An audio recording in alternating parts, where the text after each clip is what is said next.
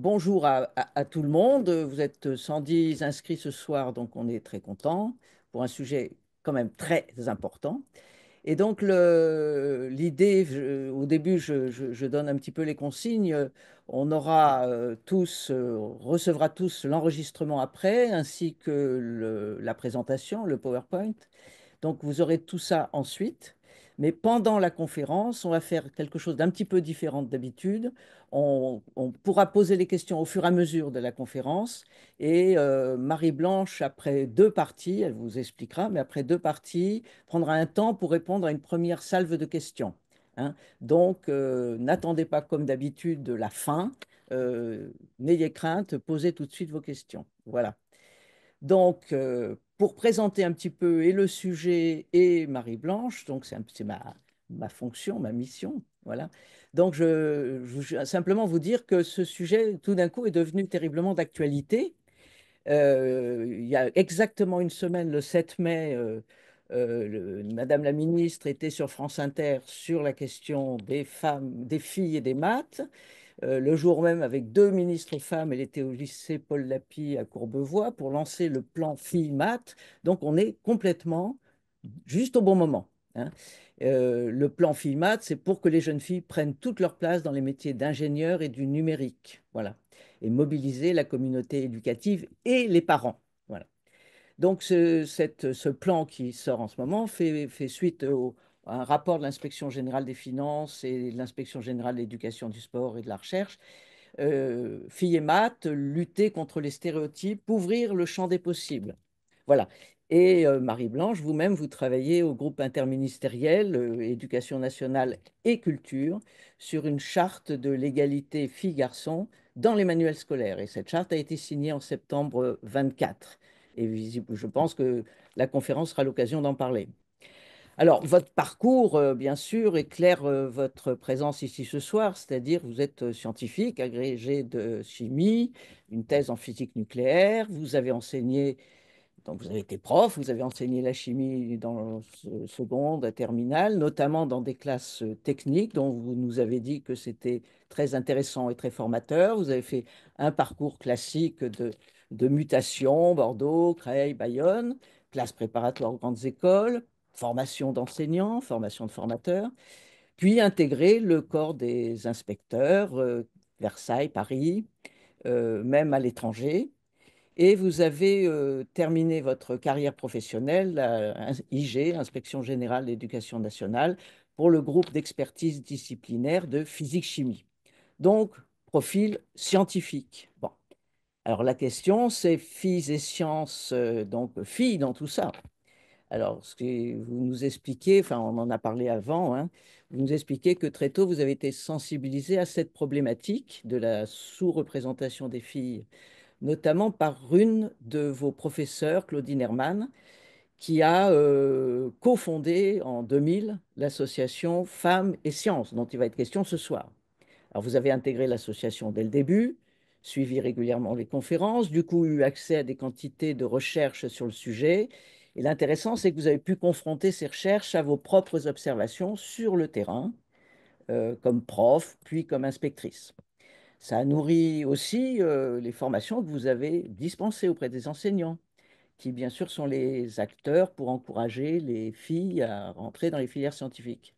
Et puis même aussi pour former les inspecteurs, notamment sur les observations genrées lors des séances en maths, en sciences, etc. Voilà. Et donc, vous participez à cette association de femmes et sciences qui est enfin, qui est souvent en travail avec deux autres associations sœurs, femmes et maths, femmes ingénieurs. Et vous, dans cette association, vous touchez chaque année un large public de scolaires, si j'ai bien compris, environ 12 000 par an. J'espère que le chiffre est juste. Et sur le thème, les filles, il faut y aller. Voilà. Donc, il y a des séminaires. Vous faites aussi une sorte de lobbying auprès des entreprises, des décideurs, des politiques. En gros, vous êtes engagé tout à fait à fond dans ce travail qui est un travail de longue durée, un travail où il faut constamment remettre le métier sur l'ouvrage, puisque rien n'est jamais acquis. Donc, on va vous écouter sur ce sujet ce soir. Et Écoutez, Blanche, à vous et merci. je vous remercie pour votre invitation et puis pour cette présentation très exhaustive de mon parcours et de mon engagement pour cette thématique.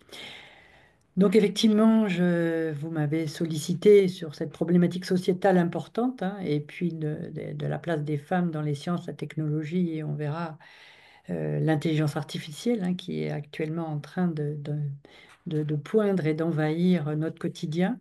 Et puis effectivement, c'était très opportun de choisir cette date puisqu'on voit qu'elle est tout à fait inscrite dans le calendrier politique et du coup, effectivement, elle est encore plus pertinente justement pour voir et poser le problème. Alors, quand on parle de sous-représentation des filles en sciences, voilà, il ne s'agit pas de toutes les sciences et d'emblée, je vais me limiter aux sciences, donc celles qui conduisent souvent au métier d'ingénieur et du numérique et dans lesquelles elles sont sous-représentées. Donc, j'exclurais, même si j'en parlerai un peu sur les choix des enseignements de spécialité, j'exclurais les sciences de la vie, les sciences du vivant, les sciences médicales, les sciences humaines, voilà, pour limiter à ce qu'on appelle les STEM. Alors c'est un acronyme anglais, mais que on retrouve beaucoup. Parfois on a dit STEAM en France, mais ça veut dire Science, Technology, Engineering and Mathematics.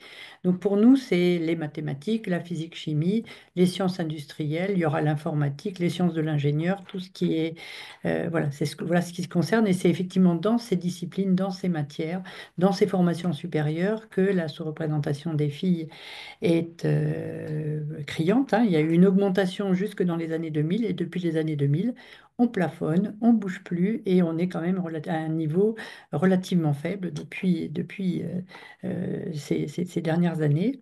Enfin, et on bouge plus, on n'arrive plus à avancer. Or, vous savez que la France manque énormément d'ingénieurs, hein. On parle de 10 000 à 20 000 par an qui manquent et de techniciens parce que n'oublions pas que dans les sciences, il y a aussi les techniciens et on en a largement besoin. Donc, eh bien, il faut absolument qu'on arrive à faire évoluer ces chiffres. Voilà, il y a ce phénomène qui, à chaque palier d'orientation, fait diminuer la proportion de filles puis de femmes.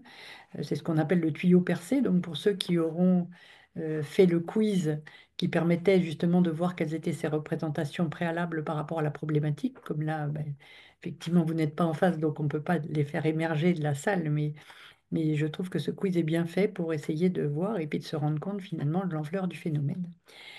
Voilà, donc ces chiffres dont je viens un petit peu de parler, de ce tuyau percé, ben, on va essayer de voir ces constats chiffrés où on en est, et puis de regarder finalement quel a été l'impact de la réforme 2019, puisque elle est souvent mise en cause sur dans l'état des lieux et sur le fait qu'elle aurait pu diminuer encore, alors je parle au conditionnel parce qu'on va le voir, qu'elle aurait pu faire diminuer encore davantage la part des jeunes filles qui vont dans les formations STEM dans le supérieur.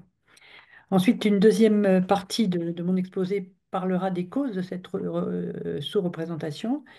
Donc, il y a eu beaucoup d'hypothèses qui ont été émises, hein, sur nature ou culture, voilà, sur le fait que le cerveau féminin n'était pas mathématique, que le cerveau féminin était plus petit, et j'en passe, mais donc je vous les expliquerai.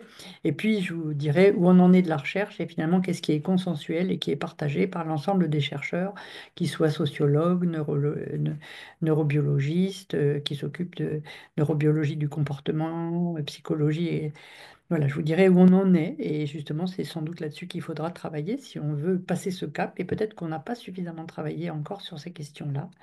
Et puis, je vous montrerai quelles ont été les actions institutionnelles et enfin, les différentes actions qui ont été mises en œuvre par le ministère de l'Éducation nationale parce qu'il n'est pas laissé, il n'a pas gardé les bras ballants en constatant les faits. Mais il y a eu énormément de plans, justement, sur l'égalité filles-garçons pour essayer voilà, de pallier un petit peu cette sous-représentation. Et puis, l'Éducation nationale fait aussi appel à un certain nombre d'associations qui sont les partenaires de l'école, qui prolongent les actions du système éducatif, comme Femmes et Sciences dont vous avez parlé, Anne-Marie, et bien d'autres, qui œuvrent, voilà, à partir des constats et des constats sur les freins, qui œuvrent pour essayer donc d'encourager davantage de jeunes filles à aller vers les STEM.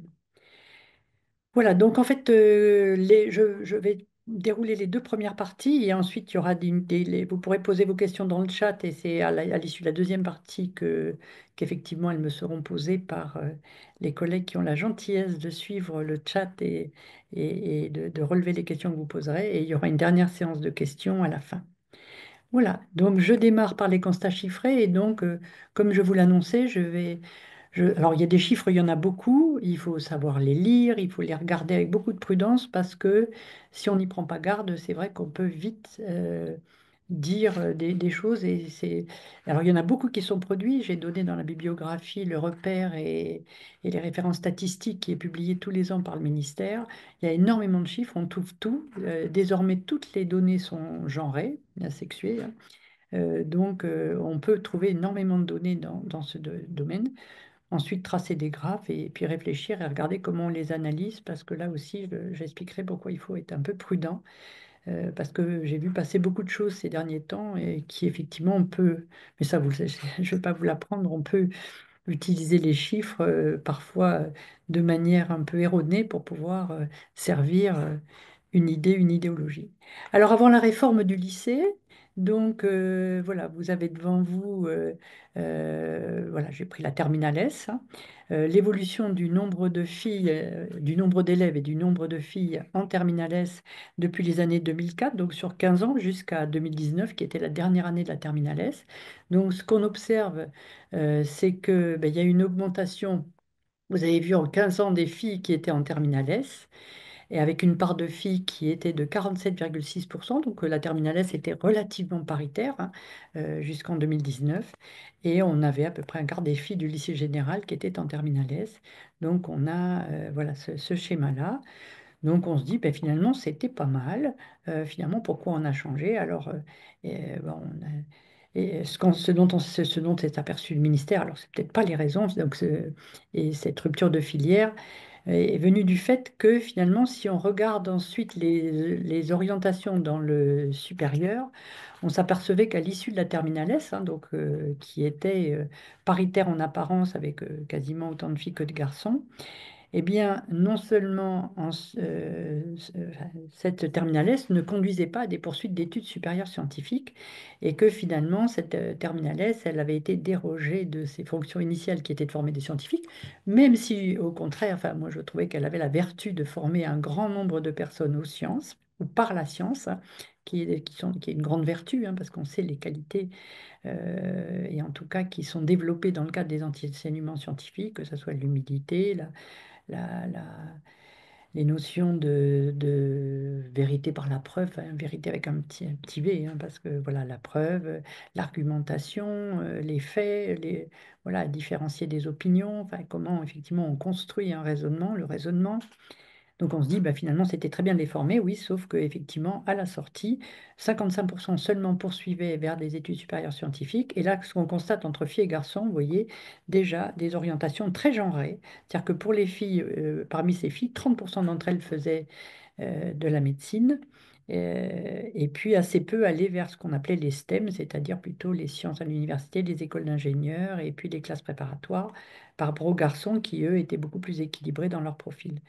Voilà, cette filière S, on sait que c'était ce qu'on appelait la voie royale et voilà, qui finalement, bon, mais, voilà, n'avait pas toutes les vertus en termes de flux scientifique dans le supérieur.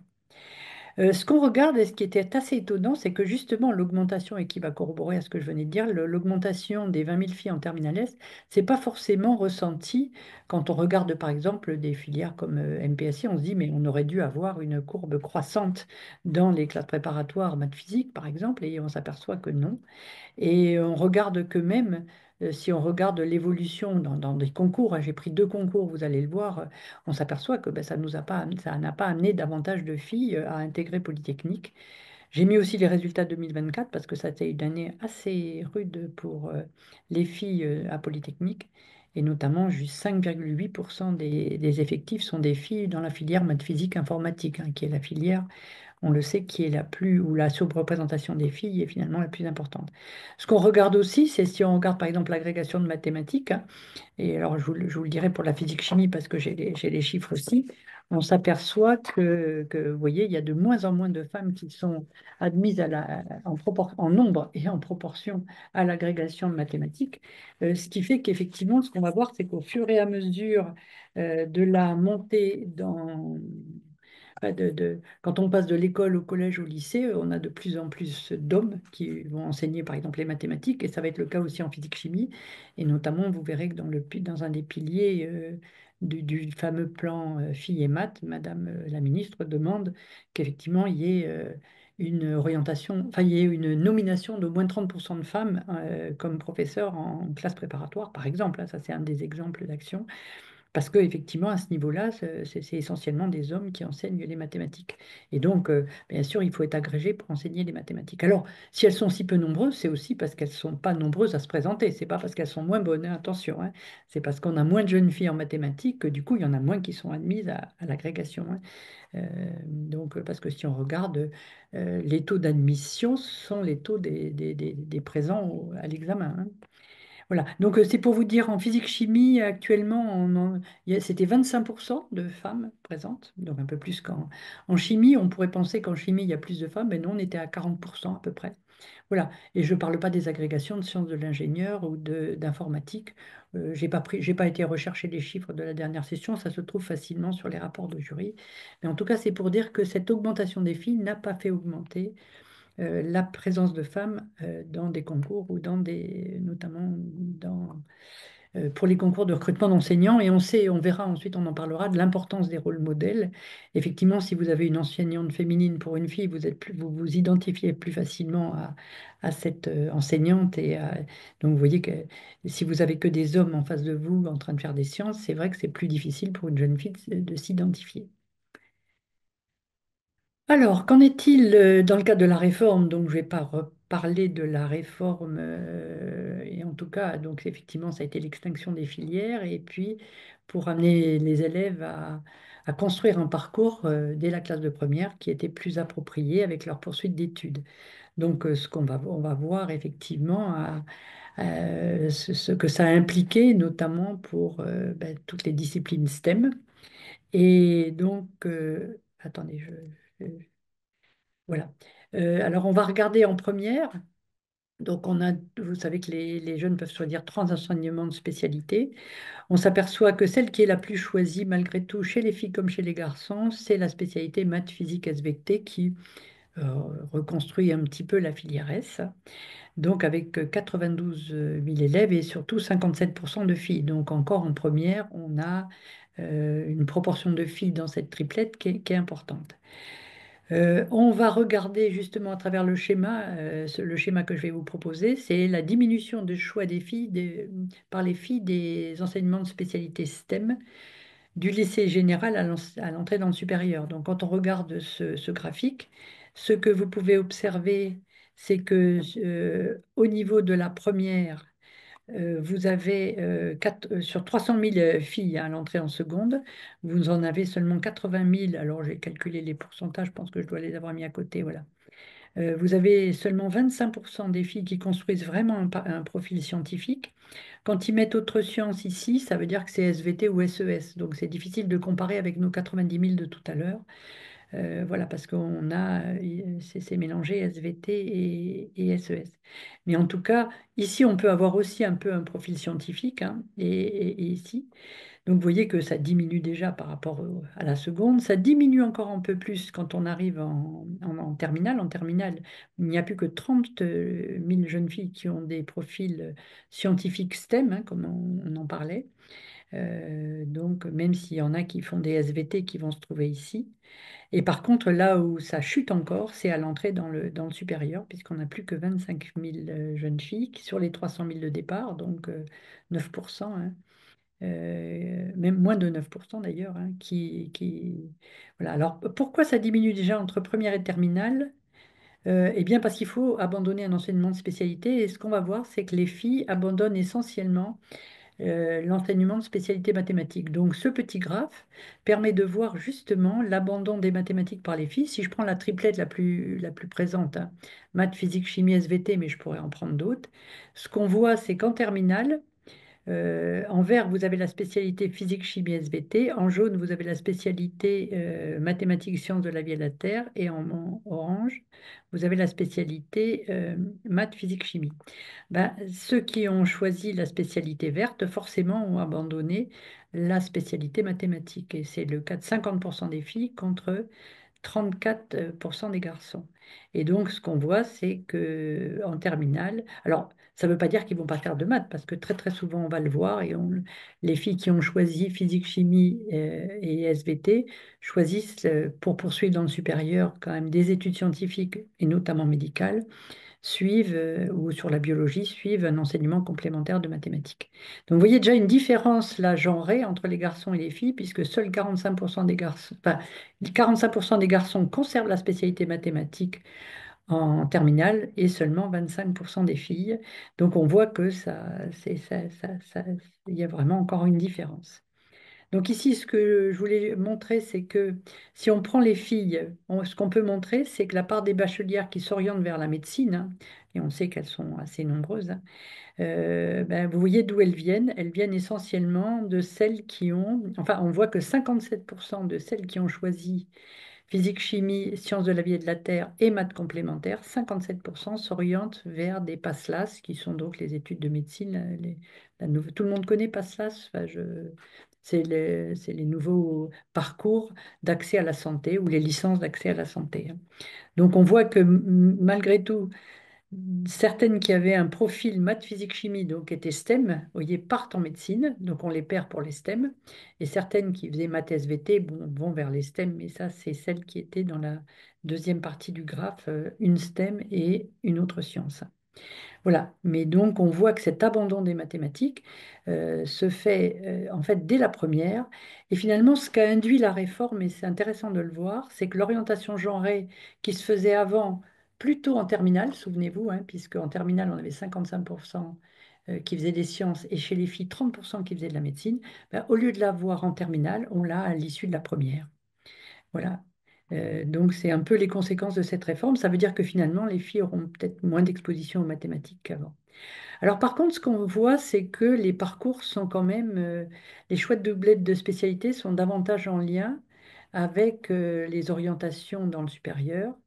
Vous vous souvenez que tout à l'heure, on en avait 50, on avait, si on regarde la série S, pour les parcours STEM, hein, on avait seulement 20% des filles qui partaient vers un parcours STEM à l'issue de la terminale S. Désormais, effectivement, si on prend les filles qui ont fait maths, physique, chimie, 44%, 45% vont aller vers les parcours STEM. On en perd quand même 55%, hein. Vous voyez, qui vont partir ailleurs, et on pense par exemple à celles qui vont faire médecine. Vous voyez, si vous avez maths, NSI, elles vont faire les parcours STEM de manière importante, mais vous voyez toujours un écart entre les filles et les garçons, davantage de garçons qui vont vers les parcours STEM que les filles. Donc on a encore ce tuyau percé, cette évaporation des filles entre la terminale et le niveau bac plus 1. Je crois que c'est chiffré à 7 000 filles qui ne vont pas, euh, qui ne vont pas dans le parcours STEM alors qu'elles ont les profils pour y aller, ce qui n'est pas négligeable. Alors si maintenant on veut comparer en termes de nombre, oui, vous voyez il y a quand même des maths SVT et physique chimie SVT qui partent dans les filières STEM, hein. C'est ce que je vous disais tout à l'heure, il peut y en avoir, qui n'ont pas forcément fait maths physique ou qui n'ont pas forcément fait des maths en enseignement spécialité, mais qui l'ont en complémentaire et qui vont s'orienter vers les STEM. On en a un peu plus en pourcentage, vous voyez, de filles, mais en nombre, ça fait un peu moins. Alors, il faut faire attention quand on compare les nombres. Quand j'avais 20% de filles de terminale S qui allaient dans les filières Bac plus un STEM, ça faisait 20 529 filles. Si je fais le calcul avec ces 5 doublettes, je trouve 18 103. Alors je dis il y en a moins, mais attention, on n'a pas rajouté il faudrait rajouter aussi les autres doublettes qui sont pas là, physique, chimie, SI, physique, chimie, NI, NSI, vous savez, c'est numérique, sciences informatiques et SI, etc. Donc en fait, il faudrait rajouter pour essayer de voir si effectivement on perd. Et vous allez voir qu'en fait, si je regarde exactement ce que je viens de vous montrer, mais de manière quantitative, sur ce schéma, ce qui est représenté, et c'est intéressant, c'est le nombre de filles dans les terminales. Alors on considère aussi les terminales technologiques. J'en ai pas parlé jusque-là, mais elles sont importantes parce que les filles comme les garçons de STI 2D et les filles comme les garçons de STL, alors la filière sciences et techniques de... Alors STI 2D, c'est sciences et techniques industrielles et développement durable. Euh, et STL, c'est sciences et techniques de laboratoire, sciences physiques et chimie de laboratoire, donc on a exclu biotechnologie, hein. Donc on les appelle les terminales technologiques STEM et les terminales générales avec deux STEM et des STEM plus SVT. Quand on regarde, vous voyez, avant la terminale, vous vous souvenez, on avait 92 000 filles. Vous voyez, vous avez c'est en vert, ça c'était avant la réforme des bachelières 2020. Donc là, on avait 92 000 filles qui venaient de la terminale S, plus quelques, alors j'ai pas les chiffres là exacts, mais des filles qui étaient dans les terminales technologiques STEM. Voilà le vivier qu'on avait effectivement pour faire des STEM. Et voilà, à Bac+1, on avait à peu près un peu plus de 20 000 filles qui allaient vers des filières STEM Bac+1. Si on regarde désormais ce qu'il en est au niveau 2021, là on a eu la réforme qui est en cours. Ici, vous avez les filles qui ont un profil avec deux enseignements de spécialité STEM. Vous avez celles qui ont un profil avec STEM et SVT, puisqu'on a vu qu'elles s'orientaient aussi en partie vers les STEM dans le supérieur. Et puis, vous avez les élèves qui viennent des lycées technologiques. Alors, il est indéniable qu'on a nettement moins de jeunes filles formées aux sciences, hein, dans la réforme, hein, puisque ce qu'on a dit, c'est qu'en termes l'orientation, c'était beaucoup fait à la fin de la première, en tout cas, et on a donc moins de filles formées au STEM, même si elles prennent les maths complémentaires, elles ont une formation un peu moins importante, c'est que 3 heures, hein, je rappelle, les maths complémentaires, alors que c'est 6 heures la spécialité pour les enseignements. Mais vous voyez qu'il n'y a pas eu forcément d'impact sur les poursuites d'études dans le supérieur. Voilà. Donc l'impact, il est surtout sur l'exposition au STEM en terminale. Donc, c'est pas si dramatique pour le bac+1, mais ça n'a pas augmenté non plus, alors que les jeunes filles étaient déjà assez peu présentes, hein. Ça n'a ni amélioré le bac+1, ni diminué le bac+1. Voilà. Voilà donc pour ces quelques constats. Autre constat, voilà, j'ai voulu regarder aussi l'évolution diachronique des choix d'enseignement de spécialité, voir s'il y avait une modification depuis 2020. La réforme, elle s'est mise en place en 2019 pour seconde et première. 2020, c'est la première génération qui arrive en terminale. Et puis 2023, ben, c'est les derniers chiffres qu'on a là. Vous voyez l'évolution, enfin, l'évolution surtout qui est un peu... on voit quand même un petit peu cette diminution, ça réaugmente. On voit légèrement augmenter, voilà, les filles avec des profils STEM. Alors, je ne sais pas si c'est significatif, je ne sais pas si ça va durer, mais en tout cas, on a vu que ça a chuté beaucoup en 2021 et ça a réaugmenté. J'ai noté qu'il y avait plus 5 000, je crois que j'avais noté plus 5 000 par rapport à la chute ici. Donc, on a un vivier un peu plus important en 2023 qu'en 2021 qui ont fait deux STEM. Bon, maintenant, il faudrait suivre dans la bac+1 si ça a vraiment un impact. Alors, la question qui m'était posée, c'était finalement, est-ce que cette sous-représentation, et vous me l'aviez posée, Anne-Marie, elle est une problématique franco-française de pays latins, gaulois, que sais-je, ou est-ce que c'est quelque chose qui est finalement assez partagé par d'autres pays et donc, on s'aperçoit que sur les pays européens et sur les pays en général de l'OCDE, bah, la France, elle n'est pas pire que les autres. Là, c'est l'ensemble des diplômés de STEM. Alors, c'est pas pareil que ceux qui rentrent à Bac+1. À Bac+1, on avait vu qu'on avait 25% de filles. Et là, parmi les diplômés, il y a plus de filles diplômées parce qu'en fait, les filles réussissent finalement globalement mieux et vont plus loin dans les études supérieures. On est à 30 et quelques pourcents, plus de 30%, et vous voyez ici. Vous voyez, on se situe, bah, comme souvent, dans la moyenne, à part pour parfois les différenciations sociales. Mais là, en l'occurrence, vous voyez, il y a des pays proches, hein, comme l'Allemagne. Bon, en Allemagne, c'est vrai que les femmes, il fallait qu'elles choisissent souvent entre faire des bébés ou faire des études, hein, puisqu'il n'y avait pas comme nous les systèmes, on le sait, de kindergarten aussi présents. Mais vous voyez des pays comparables, ben, on va prendre le Canada, vous voyez, il est à peu près comme nous. Voilà. Après, on en a qui font mieux, mais jamais personne n'atteint 50% et ne va au-delà. Donc c'est un phénomène qui est quand même relativement qui dépasse les frontières. Voilà. Et alors, on va voir, peut-être, on va s'interroger maintenant pourquoi. Quels sont finalement les freins qui font qu'on n'arrive pas à amener davantage de jeunes filles à faire des sciences? Donc, il y a beaucoup d'hypothèses qu'on peut émettre. Alors, ça aurait été intéressant de pouvoir, avec vous, voir un peu les hypothèses que vous émettiez. Donc, voilà, j'en ai pris quelques-unes et on va les regarder. On va regarder quelques enquêtes hein, qui nous permettent de dire finalement est-ce que cette hypothèse est la bonne. Le goût des filles pour les sciences. Bon, est-ce que c'est parce que les filles n'ont pas de goût pour les sciences, n'aiment pas les sciences? Est-ce que c'est la représentation de soi, la représentation qu'elles ont de leur niveau, de leur capacité de réussir en sciences, de la confiance en elles quand elles font des sciences? Est-ce que c'est finalement cette histoire hein, des rapports entre les femmes, le savoir et la science, voir un petit peu finalement, est-ce que cette histoire finalement de laquelle on était issu a pas eu un impact très fort sur la société, qui fait que finalement, eh bien, les femmes, elles étaient peut-être pas très présentes et du coup, ben, ça n'a pas forcément encouragé des jeunes filles ou ouvrir le champ des possibles pour les filles, comme le disait le rapport de l'inspection générale. Est-ce que c'est nos cerveaux? Est-ce que c'est biologique? Tiens, finalement, est-ce qu'il y a un cerveau rose, un cerveau bleu? Est-ce qu'il y a un cerveau scientifique? Est-ce que c'est inné? Est-ce que c'est la nature? Est-ce qu'on n'a pas la bosse des maths? Est-ce que d'abord ça existe, la bosse des maths?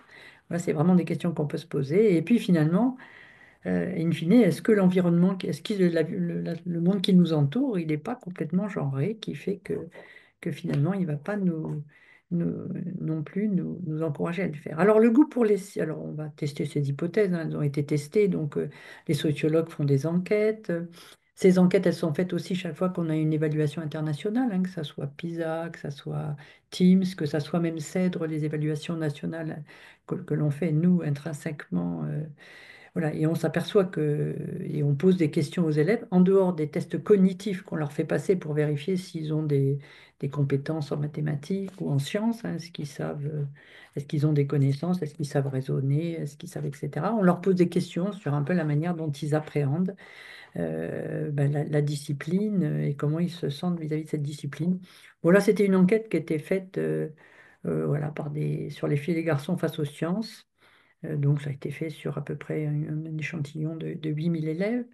Et là, ce qu'on regarde, si on regarde un peu les chiffres, on voit qu'il n'y a finalement pas beaucoup d'écart. Alors, bon, les sciences, elles sont moyennement aimées en seconde, elles sont un peu plus aimées en terminale scientifique. C'était encore quand il y avait la terminale S que cette enquête a été faite, qui a fondamentalement, voilà, aime les sciences. Vous voyez qu'il n'y a pas fondamentalement d'écart entre les filles et les garçons en terminale scientifique. Il y en a un petit peu en seconde, donc ce qui explique il y en a un petit peu en seconde.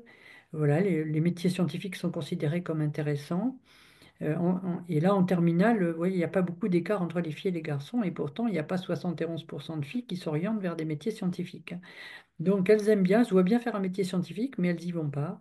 Donc, ça n'est pas ce goût des sciences qui justifie les écarts d'orientation post-bac entre les filles et les garçons. Et ça, je dis, si on peut le montrer. Alors, ça n'a pas été fait en ce moment pour ceux qui font des enseignements de spécialité, mais je pense que, enfin, je m'avance peut-être, j'ai mis une hypothèse que pour ceux qui font des enseignements de spécialité scientifique, je pense qu'il y a pas d'écart entre les filles et les garçons sur ce goût pour les sciences, hein.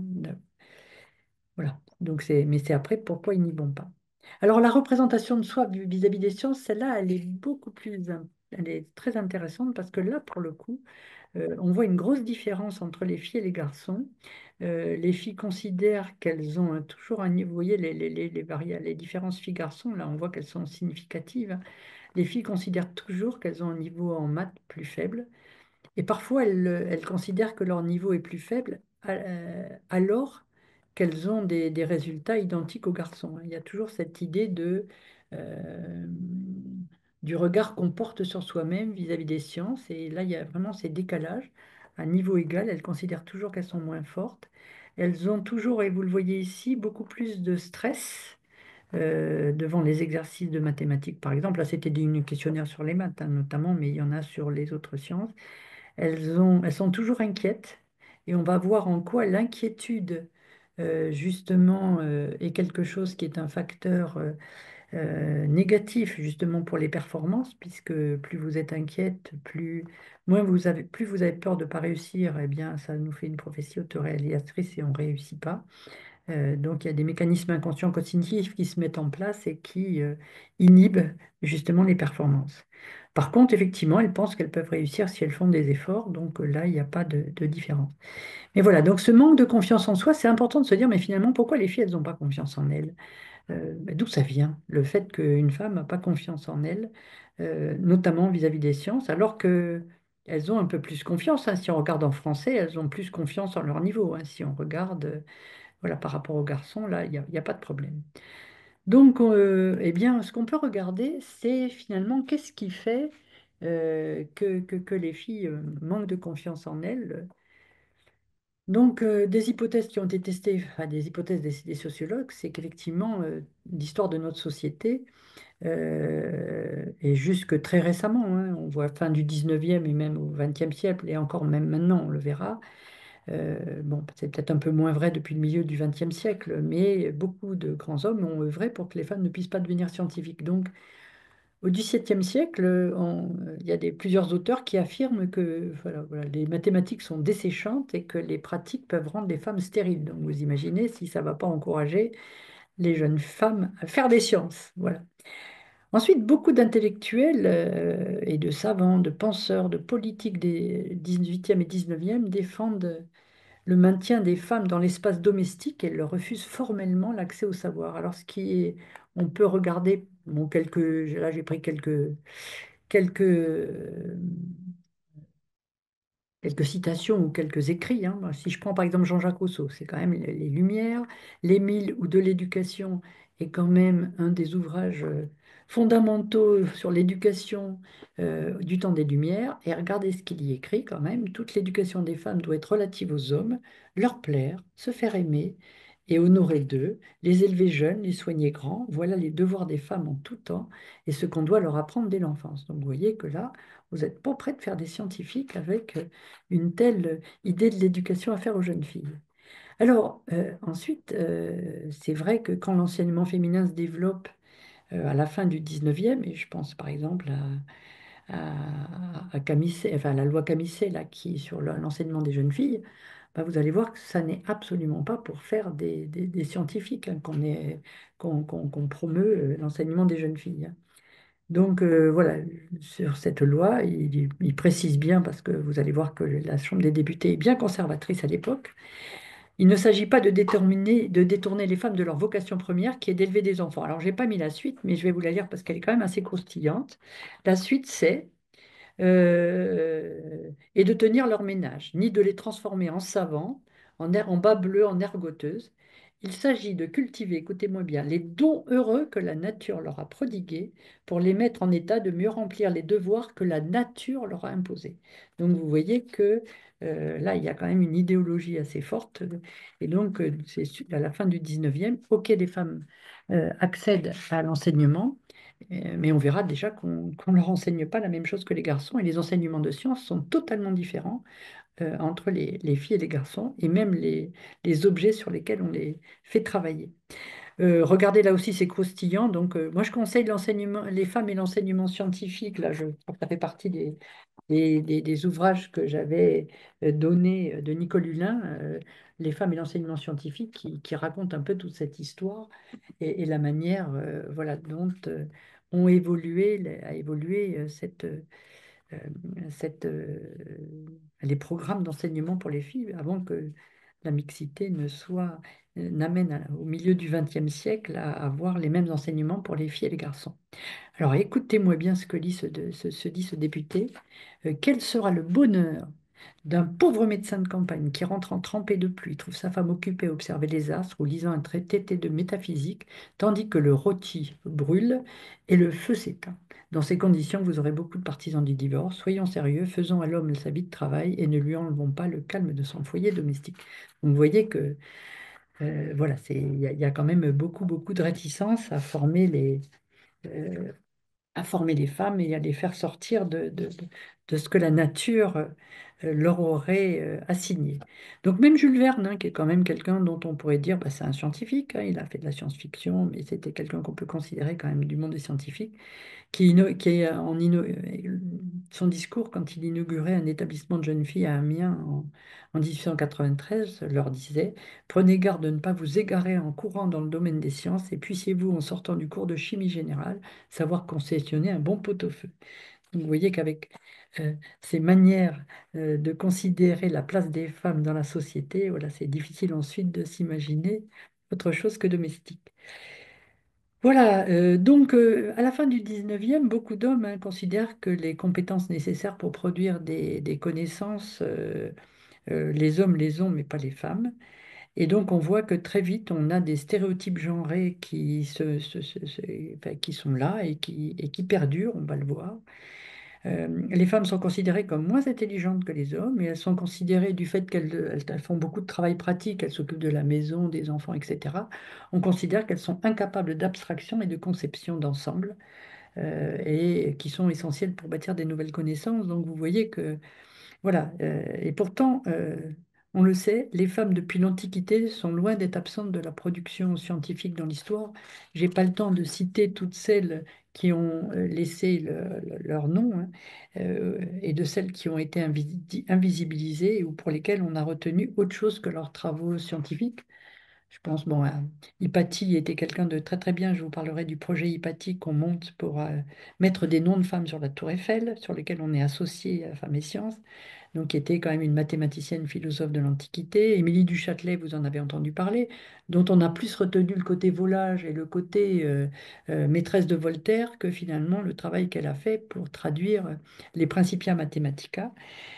Voilà, et tout ce qu'elle a pu faire, voilà. Donc il y a énormément de scientifiques comme ça qui ont soit été invisibilisés, soit pour lesquels leurs travaux ont été attribués à des hommes. Je pense à Mileva Maric, qui a travaillé avec Einstein, c'était sa femme, hein, mais pour lequel ben, c'est Einstein qui a endossé toute la paternité de ses recherches. Lisa Meitner sur la fission, qui n'a pas eu le prix Nobel parce qu'elle était juive et femme.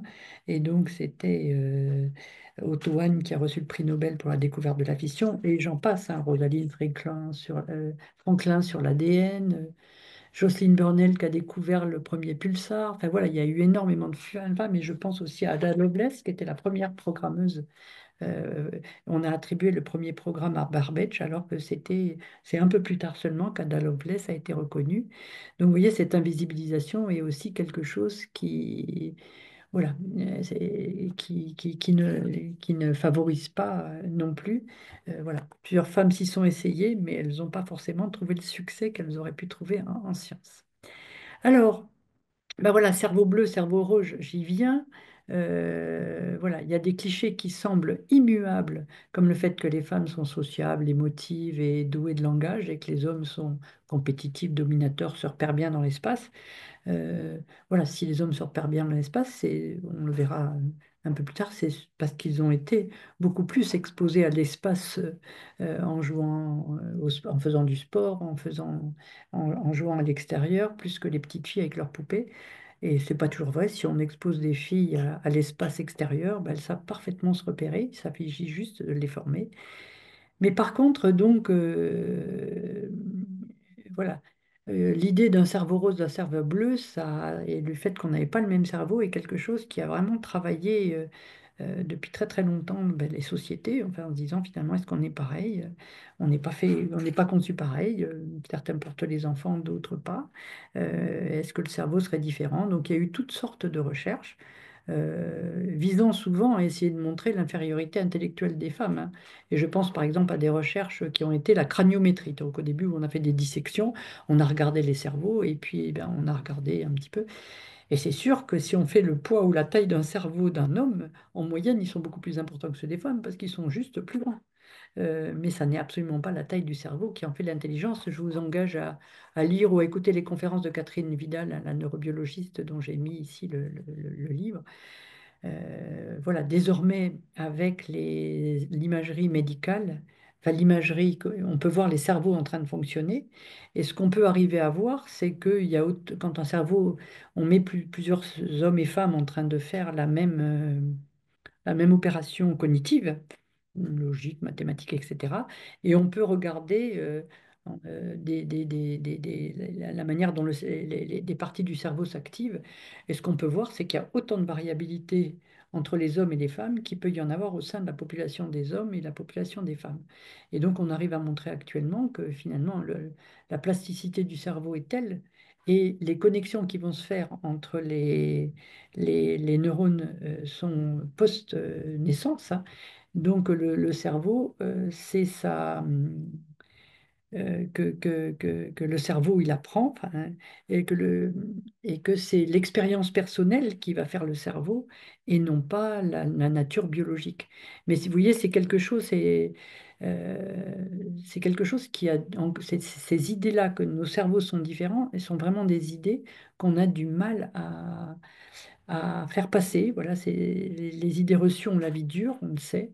Et c'est curieux que, enfin, on peut interroger autour de soi et se rendre compte à quel point eh bien, les personnes considèrent qu'il y a des différences innées de performance entre filles et garçons. Voilà. Et toutes les recherches actuelles montrent qu'il n'y a aucune différence entre les filles et les garçons.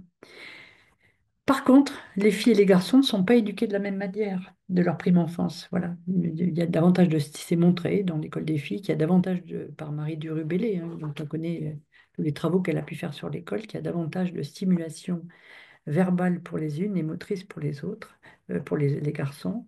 Les attentes ne sont pas les mêmes. Les parents pensent souvent, vous voyez, cette idée que les garçons sont plus doués en mathématiques. Et on a vu que les croyances influencent le sentiment de compétence. Si on vous dit que vous êtes moins bonne, ben, vous finissez par le croire vous-même et par finalement le devenir. L'importance aussi, c'est les objets de culture scientifique qui sont tout autour de nous, on va le voir, qui participent à la sociabilité des enfants et qui leur proposent des modèles sexués fortement différenciés, qui amènent à faire une construction identitaire qui va être différente pour les filles et les garçons. J'ai pris quelques exemples, là je vais rapidement les passer. Si vous regardez, j'ai tapé hier, boîte de jeux, jeux scientifiques pour, non pas boîte, jeux scientifiques pour enfants. Je vous laisse deviner ce que j'ai trouvé. Donc, regardez les jeux électricité. J'ai pas fait de sélection, j'ai pris ce qui arrivait, hein. Les jeux ça c'est de l'électronique, ça c'est les robots, ça c'est de la chimie. Voilà, ça c'est un gyroscope, c'est une espèce de robot aussi qui fabrique. Voilà ce qu'on trouve, des boîtes avec essentiellement des garçons. Pour les jeunes filles, jeux scientifiques pour enfants, vous avez la fille qui fait son laboratoire de savon, son laboratoire de parfum et son atelier de slime. Vous voyez, on est plutôt toujours sur de la cosmétique ou voilà, c'est caricatural, mais c'est terrible. Et alors, il y en a quand même, on est tout content, on se dit, ah, chouette, chouette, chouette, il y a des filles, des garçons. Ah, et puis à regarder de plus près, regardez à quoi il pense, le petit garçon. Il envoie des vaisseaux dans la Lune, et la petite fille, elle a un arrosoir, et qu'est-ce qu'elle va faire? Elle arrose une plante. Donc, vous voyez, il y a des filles et des garçons, on est très content, mais on leur assigne pas les mêmes rôles. Donc, vous voyez, tout ça, ça marque quand même, hein, voilà. Et pourtant, on a signé avec Femmes et Sciences, on a signé euh, oh, attendez, il faut. Voilà. On a signé une charte avec les industriels du jouet. Voilà. Là, je montrais le microscope. Là, on voit le garçon et la fille, elle était juste sur la tranche, alors qu'on sait qu'en SVT, on a beaucoup de filles, hein. Voilà. Donc, je regarde le textile, j'en parle pas. Regardez les draps pour les jeunes filles, où vous avez des licornes, des danseuses, des cygnes, etc. Les garçons, ils ont quand même, ils vont dans l'espace, ils sont anthropologues, enfin, ils ont d'autres choses. Et là, on se dit, chouette, il y a un drap avec les constellations, mais regardez ce qu'ils en ont fait des constellations pour les filles. Vous avez la constellation licorne, la constellation princesse, la constellation lune, la constellation love. Voilà. Donc, vous voyez que là aussi, les industriels du textile n'aident pas à projeter les filles dans les sciences. Et que dire des publications scientifiques? Là aussi, il y a eu beaucoup de recherches qui ont été faites sur les publications scientifiques, et notamment, bon, vous lirez celle de Clémence Perronnet sur Sciences et Vie Junior, où ils ont étudié 110 couvertures. Sur 110 couvertures, il y en a beaucoup, il y en a une trentaine où il y a des hommes, il y en a quelques-uns où il y a des hommes et des femmes. Et quand il y a des femmes seules, soit c'est une statue, soit c'est une femme qui est horrifiée qui est effrayée par l'arrivée d'extraterrestres. Enfin bon, donc là, vous verrez ces études scientifiques, les sociologues étudient ces choses-là, hein. Dans les émissions scientifiques, E égale M6, c'est pas sorcier, c'est souvent des hommes. Dans les films et les séries, vous voyez Big Bang Theory, je ne sais pas si vous regardez cette émission qui était voilà, sur ces quatre scientifiques. Alors là, on a vraiment quatre scientifiques de haut niveau, dont certains sont même autistes Asperger, enfin, sont vraiment incroyables. Et à côté de ça, il y a une fille, mais c'est une bimbo, excusez-moi, c'est le prototype de la fille qui est toujours, qui comprend rien, voilà, qui est pas scientifique. Et donc, vous voyez que toutes ces séries et ces films ou l'archétype du savant fou, hein, qui est là Non, aussi, mais de qui est retour. blond. Voilà. Donc tout ça, voilà, tout cet environnement, voilà, tout cet environnement, voilà, ne montre pas des jeunes filles la possibilité de devenir scientifiques. D'où effectivement les résultats de la recherche, voilà, donc on va rapidement passer pour pouvoir aller sur les questions. Donc les résultats de la recherche qui sont consensuels, ça n'est pas d'origine biologique, il n'y a pas de cerveau bleu, pas de cerveau rose. Par contre, il y a une existence et une persistance des stéréotypes de genre sur les STEM tout au long du parcours scolaire, et ce depuis le plus jeune âge, hein, au sein des classes, entre les élèves, dans la famille, dans les médias. Donc ça, c'est quelque chose voilà, qui effectivement impacte terriblement la manière voilà, les STEM, les STEM physique, mathématiques, etc., sont considérés comme masculins, et avec l'idée que les filles n'ont rien à y faire.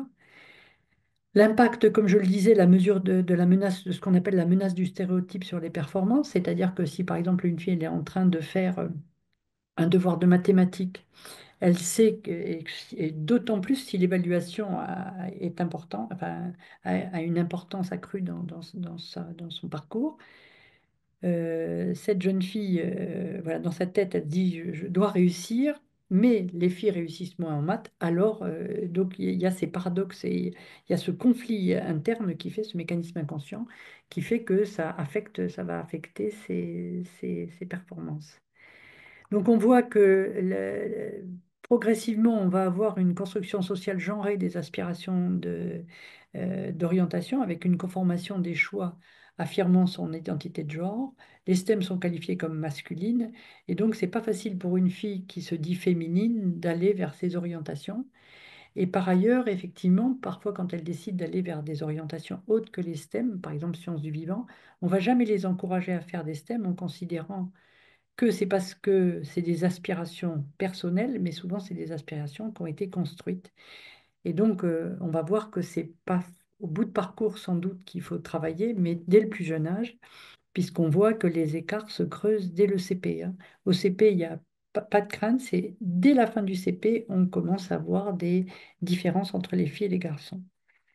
Donc, ce qu'a pu montrer la recherche, c'est que s'il y a une adhésion parfois même inconsciente aux stéréotypes de genre, il y a encore beaucoup d'enseignants, beaucoup de parents qui considèrent que les filles sont moins performantes en mathématiques que les garçons. Eh bien, on voit que les écarts de performance augmentent.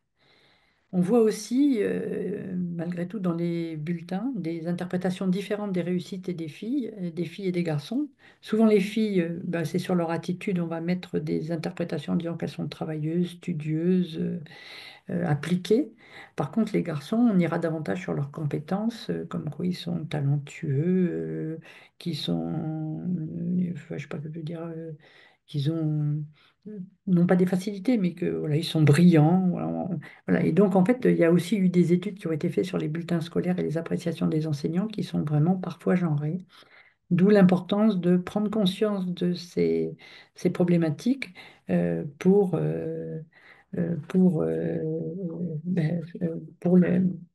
essayer voilà, d'amener davantage de jeunes filles à avoir confiance aux sciences. C'est pas, elles réussissent pas forcément parce qu'elles sont travailleuses, elles réussissent aussi parce qu'elles sont brillantes, elles réussissent aussi parce qu'elles ont compris et qu'elles ont des compétences qu'elles mettent en œuvre. Voilà. Et puis tous les garçons, il y a aussi des garçons qui sont sérieux et travailleurs. Voilà, donc il y a aussi cette exposition des filles à l'idée qu'elles ne sont pas légitimes dans les STEM, ce qui ne sont pas faciles, hein, tout au long de leur scolarité, elles entendent des remarques et même quand elles rentrent dans le monde du travail, souvent ils disent les femmes, on est plus considéré comme une femme que comme un père quand on est dans un endroit donné. Et là, j'ai l'exemple d'une petite jeune que j'aide là, qui est en classe préparatoire, où le professeur lui a dit, toi, tu es trop scolaire pour aller en classe préparatoire. Et cette jeune fille, ça la travaille parce qu'elle considère qu'elle ne peut pas réussir parce qu'elle est trop scolaire. Donc, on se rend pas, et elle se dit, c'est pas ma place, j'ai pas à y être. Et donc, on voit l'importance de ce qu'on peut dire à une fille ou à une fille sur ensuite derrière la confiance qu'elle peut développer. Voilà, et puis je parle aussi de ces représentations véhiculées par le système scolaire et puis aussi par les médias, où les enseignants de STEM sont de plus en plus des hommes, hein, plus on monte dans la scolarité, et où toute la société renvoie plutôt une vision masculine des scientifiques. Bon, sur les prix Nobel, il faut un peu attention actuellement, donc on a davantage de prix Nobel féminins, mais ça, on a mis du temps, quoi. On a mis du temps et vous savez que même Marie Curie, elle a failli pas l'avoir, hein. Si Pierre Curie n'avait pas été là pour dire moi je n'accepte le prix Nobel que à condition que vous le donniez à ma femme parce qu'elle a autant travaillé que Becquerel et moi sur la découverte de la radioactivité, ben, elle n'aurait pas eu le prix Nobel. Vous voyez? Donc il y a quand même quelques hommes qui défendent les femmes et en tout cas qui sont capables enfin, de mettre en avant leur recherche. Voilà, donc j'en ai terminé avec ces deux parties et puis ben, écoutez, je suis à votre disposition pour répondre à vos questions sur ces parties constats et freins. J'ai été un peu rapide, mais Bon, on va chacune notre tour ou poser des questions qu'on a envie de poser ou reprendre les quelques questions qui sont à arriver. Il y a en tout cas un remerciement pour votre intervention riche et savoureuse. Et donc, moi, je vais reprendre une des questions pour l'instant qui est est-ce qu'il existe des études sur les stéréotypes en fonction des milieux sociaux? alors, vous avez tout à fait raison. Pour l'instant, je suis restée sur filles et sciences, mais on s'aperçoit, et oui, ça a été fait, et notamment dans La Bosse des masses existe-t-elle? Je sais que Clémence Perronnet a largement travaillé à la fois sur les élèves de milieux défavorisés, parce que voilà, sur lesquels il y a aussi une stigmatisation, et il y a aussi très vite l'idée qu'ils ne sont pas capables, voilà, et sur elle a même été sur les couleurs de peau sur les enfants issus de l'immigration. Mais de l'immigration, voilà, parce qu'on s'aperçoit que à la fois les STEM, non seulement effectivement, il y a une sous-représentation des filles, mais il y a une sous-représentation des milieux défavorisés. Donc c'est fait un peu. Donc pour les milieux défavorisés, il y a des études qui sont menées, et en tout cas Clémence Perronnet l'a fait dans son livre. Et euh, pour la couleur de peau, ça, c'est pas fait en France, parce qu'en France, on n'ose pas aborder ces sujets-là. Et c'est vrai que si on prend ce qu'on appelle ces questionnaires, vous savez, qu'on pose dans les évaluations, nous, on n'a aucune question sur est-ce que vous avez la couleur de peau noire, etc. Donc, pour mettre ces recherches dans son livre, elle est partie des États-Unis. Elle a pris des recherches, enfin, elle a travaillé sur des articles de recherche américains. Nous, en France, on ne le fait pas. Mais, mais voilà, donc, mais vous avez tout à fait raison. Je pense que ce travail il est aussi important à faire. C'est vrai qu'on a des actions comme les Cordées de la réussite qui essayent justement d'accompagner ces jeunes de milieux sociaux plus défavorisés pour faire des études. Mais vous avez raison. Voilà. En tout cas, regardez dans son livre pour les stéréotypes sociaux défavorisés. C'est les mêmes, comment je vais dire, c'est les mêmes freins que pour les filles. Parce que vous n'avez pas plus. Regardez tous les scientifiques que vous avez sur Sciences et Vie Junior, etc. C'est toujours des hommes blancs. C'est toujours des gens qui paraissent. Euh, voilà. La science aussi, elle a été pratiquée par des gens qui avaient de l'argent. Souvenez-vous, au siècle des Lumières et même Lavoisier, c'était des fermiers généraux qui faisaient de la science. Donc, c'était des gens qui avaient les moyens. Et la science, c'est aussi le pouvoir, hein. Donc, Voilà. voilà. Ouais, Et je profite juste, la liste des ressources qui vous a été communiquée à tous, elle est passionnante, hein. Ça commence par le petit test, le quiz, le fameux quiz, mais autrement, vous avez énormément de liens à mettre à utiliser. Et puis, on en reparlera certainement tout à l'heure aussi, pour former et donner le goût de la science, les les livres jeunesse, puisque quelqu'un dans les questions dit, mais c'est des défis à relever dès le plus jeune âge des élèves, ce que vous disiez tout à l'heure. Voilà. Voilà.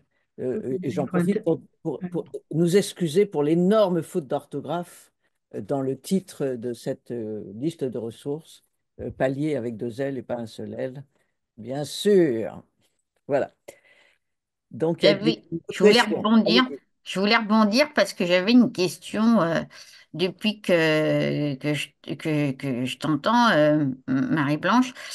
C'était sur les. Est-ce que quand on est né dans une fratrie où il y a que des filles, peut-être que le rapport à l'éducation et aux parents, l'homme et la femme, est-ce qu'il pourrait avoir un autre rapport selon les fratries? Je ne sais pas s'il y a des études là-dessus, selon qu'on soit né dans une famille où il y a que des filles ou des familles mixtes, est-ce que ça pourrait changer la donne dans la façon dont peut-être même les pères considèrent, s'il y a que des filles, les pères se disent peut-être il y a peut-être un autre rapport. Je ne sais pas, je m'étais posé cette question. Mais je ne sais pas s'il y a des études sur ces domaines-là, tu sais, de Et voilà quand. comme les filles de pasteurs qui font Jane Austen, etc. C'est-à-dire Ouais, ouais, c'est un ceux qui peu sont ça, quoi. poussés par le père. Ouais, c'est ça, je me suis demandé. En tout cas, on sait l'impact si on a un père scientifique et surtout si on a une mère scientifique. Là, on sait que l'impact est important et les jeunes filles vont aller plus facilement vers les sciences quand elles en ont à la maison. Selon les fratries, il semblerait qu'il y ait des différences même dans les fratries. Alors, est-ce que alors moi, j'ai pas d'idée d'études là qui ont été faites. Est-ce que s'il y a que des filles, à ce moment-là, le père va peut-être jeter son dévolu sur une des filles et la considérer comme un garçon parce qu'il lui manque le garçon qu'il n'a pas eu. Et à ce moment-là, il va plutôt chercher parmi les filles celle qui pourrait lui ressembler davantage. Je sais pas, ça, je ne peux pas répondre sur cette question-là. Elle est fort passionnante. Des questions qui ont été souvent posées aux chercheurs, c'est finalement pourquoi dans une fratrie, il y a parfois un excellent en maths et pas un autre. Eh ben, c'est surtout que c'est pas biologique, hein. C'est que ça sera des rencontres et il y en a qui vont s'intéresser davantage, qui vont. C'est pas. Et il semblerait que même si vous avez un aîné et un cadet, vous élevez pas pareil l'aîné et le cadet. Donc là aussi, parfois c'est inconscient, mais c'est pas pareil. Vous élevez pas pareil quelqu'un quand il va être tout seul ou quelqu'un quand il va avoir un enfant, un frère à côté. Donc c'est tellement complexe. Voilà, mais c'est une très bonne question. C'est une très bonne question. Je sais pas dire. Et c'est vrai qu'on voit des familles entières de. Mais regardez, Marie Curie, elle a eu Irène d'un côté et elle a eu F. Curie qui était plutôt littéraire. Donc, et pourtant, les deux parents étaient scientifiques. Vous voyez, donc on est dans une même fratrie, on a deux filles. Je prends cet exemple, mais c'est qu'un exemple, hein. Ça n'a pas vertu à être généralisé. Mais voilà, je prends cet exemple et il y en a d'autres comme ça. Enfin, il y en a une qui va suivre la trace des parents, l'autre qui va, au contraire, chercher à exister en dehors de ce domaine. Parce que voilà, peut-être que ça peut avoir.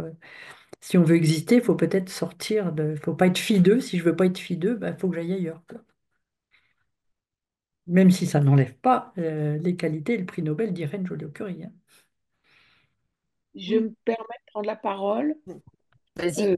Il y a une question intéressante de Andrea qui dit, je me demande si les enseignants, même bien intentionnés, peuvent parfois véhiculer des stéréotypes de manière inconsciente.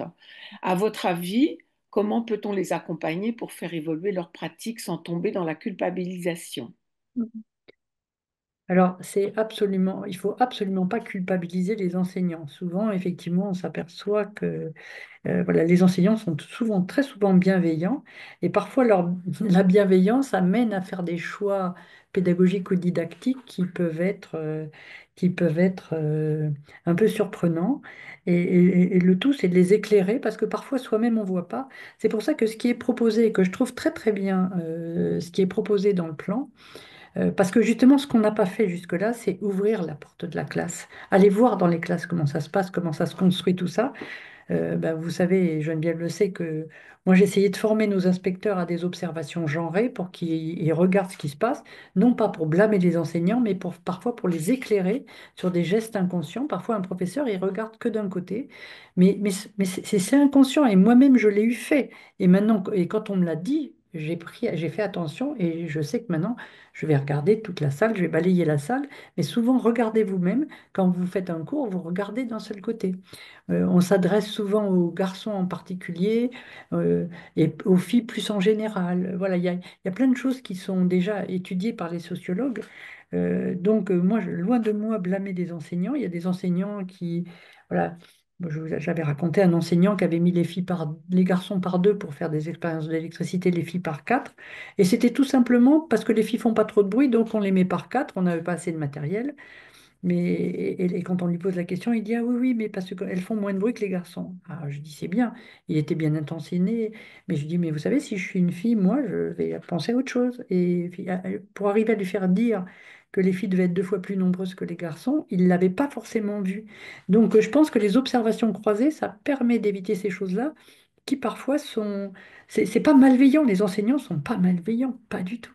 Voilà. Mais parfois, effectivement, on pense valoriser une fille en disant qu'elle est travailleuse et sérieuse, mais ça ne va pas valoriser. Vous voyez, si on met quelqu'un qui a de l'intuition, enfin, ouais, ou intuitive, ou qu'il a qui sait raisonner, qu'il est capable d'avoir, voilà, de reproduire des démonstrations, qu'il est capable, qu'il a une très bonne argumentation, vous voyez, c'est bien mieux que de dire travailleuse ou sérieuse. D'abord, on ne sait pas si les gens sont travailleurs. Voilà, c'est parfois ou non travailleurs où il y a écrit peut mieux faire. Ben, comment on sait peut mieux faire? Souvent, on met ça pour les garçons, peut mieux faire. Et les filles aussi, elles peuvent mieux faire. Tout le monde peut mieux faire. Voilà, donc c'est aussi faire attention à ça. Donc, les éclairer, nous, on n'est pas pour blâmer, on est pour éclairer. Et justement, vous allez voir, j'en parle après. Parmi, euh, parmi des ressources qu'on trouve sur Eduscol, et je les trouve très très bien, et je vais vous en parler tout à l'heure. Xavier Gauchard, là, qui fait partie de l'équipe qui a travaillé sur le dernier rapport de l'inspection générale, avait 2 ans auparavant, en 2023, fait un rapport qui s'appelle Égalité filles-garçons et qui montre un petit peu donc et qui a commencé à dégager la notion de pédagogie égalitaire. Et ce qui est très très bien, c'est que les fiches et là, après ça, ils ont produit des ressources. Ces ressources, elles sont sur Eduscol. Je vous tout à l'heure, je vous en parlerai. Et en fait, il demande au professeur de s'interroger sur sa pratique. Vous voyez, et de lui dire, est-ce que je vois ça? Est-ce qu'il se fait ça? Alors, par exemple, je vais vous donner une idée parce que j'en ai relevé quelques-unes. Euh, Par exemple, d'observer les élèves. Est-ce que certains élèves manifestent de l'angoisse au moment? Alors, c'est sur l'évaluation. Je vais vous en donner une sur l'organisation de la classe parce que j'avais trouvé très intéressant. C'est des pistes pour observer les élèves. Comment et où se placent les élèves spontanément? Voilà, parce que l'idée, c'est quand même plutôt de faire des groupes mixtes que des groupes où on n'est que des filles ou que des garçons. Des groupes mixtes, ça permet justement de montrer aux filles et aux garçons qu'elles ont toute leur place, de leur donner déjà de faire des groupes, c'est déjà plutôt bien. Comment se répartissent par genre, au fond? Voilà, et sur le côté, alors est-ce que toutes les filles sont devant? Parce que parfois, les professeurs considèrent que ceux qui vont au fond, c'est des cancres. Ceux qui sont devant, c'est les beaux élèves. Vous voyez, il y a plein de choses comme ça qui sont là et qu'il faut déconstruire. Il faut se poser ces questions. Pourquoi il se met devant celui-là? Pourquoi l'autre se met derrière? C'est plutôt de se poser ces questions-là. Et je trouve que toutes ces pistes d'auto-analyse par l'enseignant de son organisation, ça c'est l'interaction avec les élèves, suite à une réponse, comment réagissent les élèves de la classe, plus précisément comment les garçons et les filles réagissent à une bonne ou à une mauvaise question. Vous voyez, ça c'est très important que le professeur regarde ça. Si quand une fille dit une mauvaise réponse, tous les garçons rigolent et se moquent d'elle, euh, je me souviens un jour avoir dit une bêtise en topologie, je vais vous le dire parce que c'est du vécu. Un garçon se retourne vers moi, puis il me dit, tu connais la différence entre toi et un miroir? Je vous le donne en mille. Il répond, ben, parce que seul le miroir réfléchit. Vous voyez? Voilà, c'est dur quand vous recevez ça. C'est pour ça que je dis ces propos sexistes, on en a tout au long de la scolarité, hein. Enfin, j'en ai des milliers à vous dire comme ça. Donc, en tout cas, c'est important que le professeur regarde ces interactions. Et du coup, je trouve que toutes ces pistes qui sont sorties pour la pédagogie égalitaire, je les trouve très intéressantes et je pense qu'elles sont à faire connaître par les enseignants. Vous répondez à justement une remarque de Andrea qui disait, y a-t-il des outils que vous recommandez? Ben, vous venez de le faire. Voilà, il y en a bien d'autres, mais celui-là, je le trouve intéressant. Et il est tout à fait transposable, parce que là, ça a été fait pour les mathématiques, mais il est transposable. Il y a des questions sur l'évaluation, puisqu'on sait que l'anxiété des filles devant les évaluations, donc le professeur, on lui donne des pistes pour réfléchir à limiter l'anxiété au niveau de l'évaluation. Et en fait, comment dire, vos interventions montrent qu'il y a un problème dans le primaire. Et il y a des questions justement sur comment faire pour que les enseignants dans le primaire, quand ils n'ont dans leur formation que 27 heures de formation en sciences, Mm. puissent donner le goût des sciences, alors qu'en fait, ils ne sont pas scientifiques. Ils sont majoritairement littéraires ou autres. Et du coup, l'enseignant du primaire enfin, ne déclenche pas le... Voilà. Bon, on ne va pas leur jeter la pierre, c'est vrai que la formation des maîtres reste pour nous une problématique, hein, dans le sens où il y a deux problématiques en France, je trouve, et qu'on résout d'autres pays étrangers. C'est un, le faible heure de formation pour être, et surtout pour être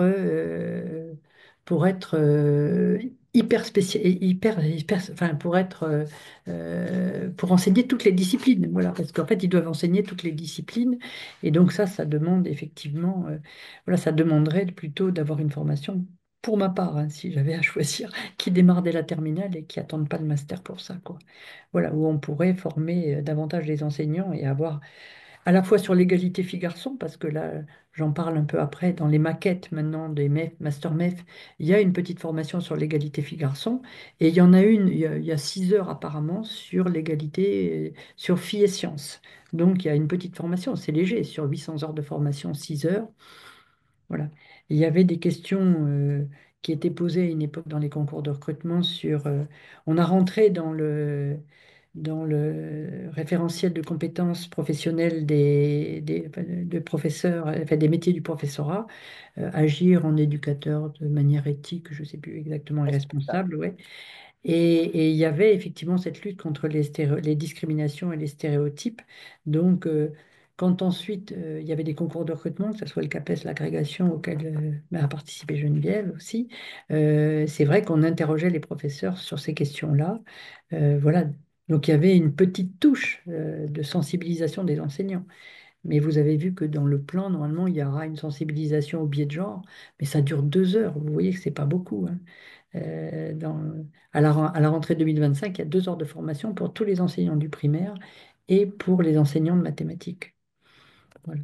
Donc, oui, Et alors, donc, il y a des dispositifs, hein, pour les enseignants du primaire. Il y a un dispositif qui est mis en place par l'Académie des sciences qui s'appelle, alors ça s'appelait la STEP avant et ça s'appelle un scientifique pour la classe. Et donc, où ils peuvent être accompagnés par un jeune de l'université, enfin, une étudiant, c'est compté dans les ECTS d'ailleurs, pour pouvoir concevoir des séances de sciences, mais c'est le professeur qui reste, qui fait la séance, mais elle a été conçue, travaillée en amont avec un scientifique pour le rassurer. Mais effectivement, que ça soit en mathématiques, alors là, je trouve qu'ils ont fait quand même un gros, gros effort sur la didactique des mathématiques.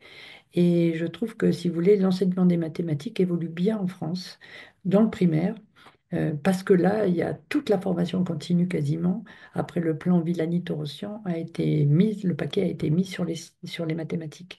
Et donc, on travaille beaucoup la question du sens, des nombres, le sens des opérations. Il y a beaucoup de travail à la fois de technicité, mais à la fois des résolutions de problèmes. Je trouve qu'il y a eu vraiment des gros efforts de fait de ce côté-là. Il faudrait peut-être faire la même chose pour les sciences, à un moment donné. Nous, on a essayé de montrer que les sciences, à la fois, elles participaient de la maîtrise du langage, parce qu'en sciences, on parle, on argumente, on écrit, on schématise, on raconte, et on narre, donc voilà. Et on travaille aussi beaucoup les questions mathématiques, mais de manière concrète. Voilà, on peut travailler toutes les opérations de manière concrète en sciences aussi. La proportionnalité, il y a beaucoup de phénomènes qui amènent à avoir des proportionnalités entre les grandeurs.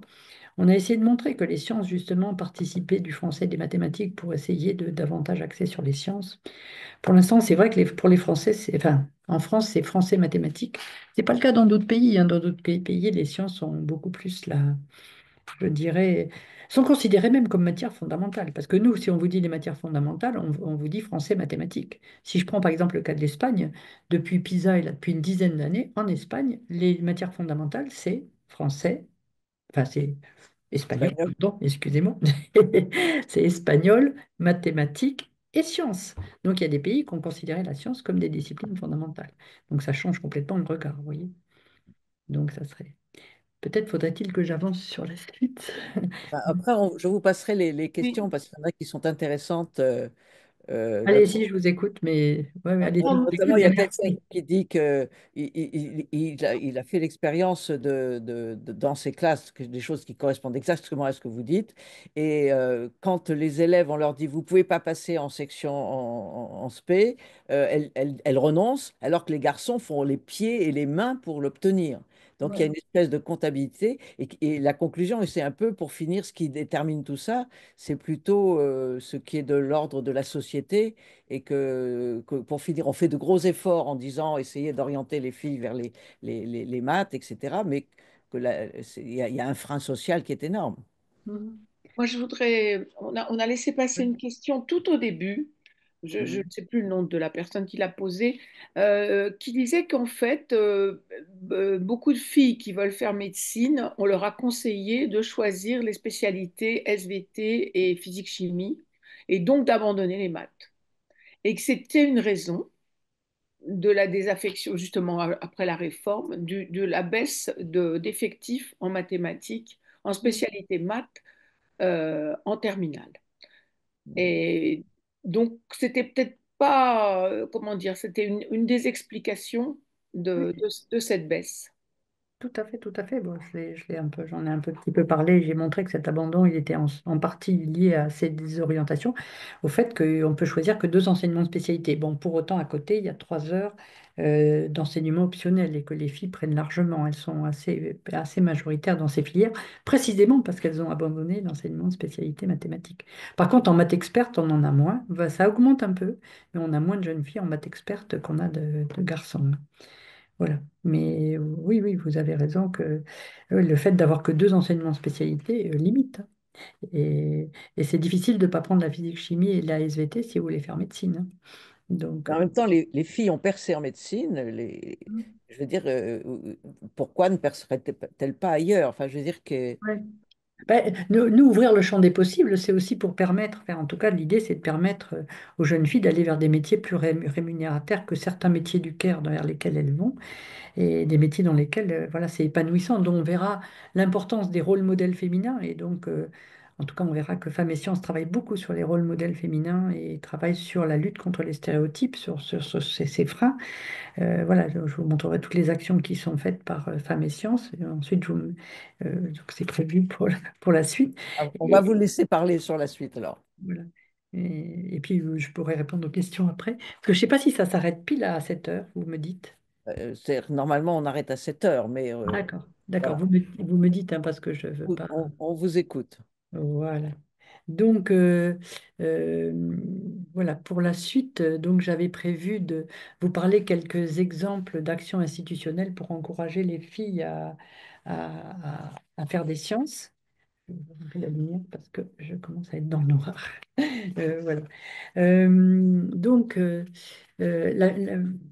je vais parler du chemin de l'égalité pour les filles et les garçons. Donc, la mixité, vous savez qu'elle arrive au milieu elle arrive au début même du XXe siècle, hein, la mixité, mais plutôt pour des raisons d'effectifs, hein. Il y a des endroits où, effectivement, pour des raisons pratiques, la mixité on crée des établissements mixtes. Et puis que c'est la loi de 75, donc ça fait que 50 ans, relative à l'éducation, c'est la loi Abi, hein, qui a amené les collèges, enfin les établissements à être ouverts aux deux sexes.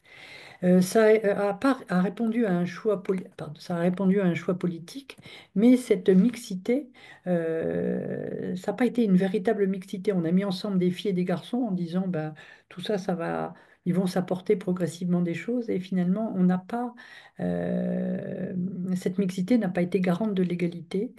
Et donc assez rapidement, il y a eu des politiques publiques qui ont été créées, notamment la loi Roudy sur l'égalité professionnelle, qui ont été créées pour essayer d'amener filles et garçons sur le chemin de l'égalité.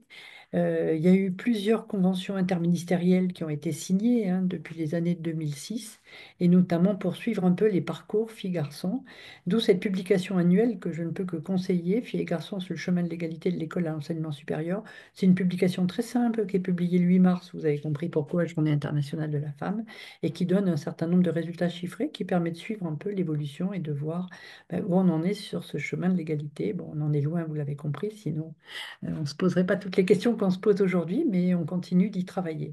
Donc, beaucoup de conventions interministérielles ont été signées, beaucoup ont porté sur la problématique de l'orientation, sur effectivement la promotion, celle de 2006-2011, c'était la promotion des carrières scientifiques pour les jeunes filles. Donc c'était déjà à l'ordre du jour. Et souvenez-vous, il y avait ce qu'on appelle à l'époque le prix de la vocation scientifique et technique pour les jeunes filles. Donc il y avait une petite bourse qui était allouée aux jeunes filles qui voulaient s'engager vers les sciences. Et elles avaient une marraine qui permettait de les mentorer. Ça aussi, ce mentorat est quelque chose sur lequel on pourrait réfléchir. Mais en tout cas, ce prix a disparu en 2013 et voilà, il n'a pas été remplacé par quoi que ce soit. Donc, il y a eu des conventions. Alors, ces conventions, elles étaient avec le ministère des Droits des Femmes, avec le ministère du Travail. Voilà, il y avait plusieurs conventions interministérielles qui ont été signées, des conventions qui travaillaient sur la lutte contre les discriminations et les violences sexistes. On a beaucoup travaillé ensuite sur les violences sexistes. Et puis, ben, donc, très récemment, il y a eu ce plan égalité filles-garçons. Je vais parler des très récents, hein, en 2020, qui avait pour objectif, parce qu'on s'est très vite rendu compte autant la filière S était égalitaire, autant dans les enseignements de spécialité, on était loin d'avoir la mixité, donc avec un objectif de mixité minimum dans les enseignements de spécialité et les filières technologiques, notamment de la production. Et donc, en donnant 5 ans aux établissements pour atteindre cet objectif, donc je ne sais pas où on en est en 2025 exactement, certains établissements, avec une labellisation égalité filles-garçons dans les établissements. Voilà, donc ce plan égalité, voilà, j'ai pas d'idée pour l'instant où on en est et ça serait intéressant et je pense qu'il y aura sans doute un rapport pour voir s'il a amené un peu davantage de mixité. Alors, c'est pas le tout d'en avoir dans les enseignements de spécialité, faut-il encore que ça se prolonge ensuite derrière au niveau post-bac. Voilà, donc on a maintenant ce plan filles et mathématiques. Souvent, il y a eu des conventions des plans et on n'a pas forcément des évaluations de leur impact. On fait beaucoup de plans, hein. Alors, il y en a peut-être sur le plan mathématique de Villani-Tourancian, il y en a eu un peu avec des suivis d'évaluation, mais donc c'est toujours... Voilà, donc on verra si celui-là nous amène davantage de jeunes filles, puisqu'il vient de démarrer et qu'il y a effectivement donc un certain nombre de piliers, notamment ouvrir les horizons des jeunes filles et susciter des vocations. On verra en quoi les associations peuvent largement y contribuer. Voilà, donc là, vous aviez parlé de la charte pour l'égalité filles-garçons dans les manuels scolaires. Donc les manuels scolaires étaient porteurs de stéréotypes, hein, de genre, hein, et que ce soit dans l'iconographie, que ce soit dans les textes, que ce soit dans les mises en situation. Et de ce fait, voilà, il y a eu cette charte qui a été faite avec les éditeurs, hein, le syndicat des éditeurs. Je vous donne juste ici le cahier des charges de voilà, comme ça pour vous montrer un petit peu ce qui est demandé aux éditeurs de manuels scolaires. Donc, c'est pour tous les programmes et depuis l'école jusqu'au lycée, un engagement donc de tous les concepteurs de manuels. D'ailleurs, dans la mise en œuvre, il est recommandé de former tous les auteurs. Voilà, pour avoir une représentation plurielle et équilibrée des femmes et des hommes. Pluriel, ça veut dire équilibré, ça veut dire autant de femmes que d'hommes, mais pluriel, ça veut dire que pas des femmes toujours dans la voie domestique et des hommes en position hiérarchique supérieure ou dans la sphère publique. Donc, qu'il y ait une attention qui soit portée sur ces points-là. Une plus grande visibilité des femmes dans le champ des savoirs. Donc, on demande effectivement de manière volontariste de présenter des femmes et leur contribution à la connaissance à la création, à l'innovation, et puis les faire sortir de l'oubli pour celles qui étaient, et de faire comprendre pourquoi elles ont pu être à un moment donné de l'histoire occultées. Donc ça, c'est aussi quelque chose qui est demandé. Une présentation non sexiste des femmes et des hommes. Donc l'idée, c'est effectivement de connaître, de- d'être vigilant à la manière dont on va habiller, mettre des couleurs, etc.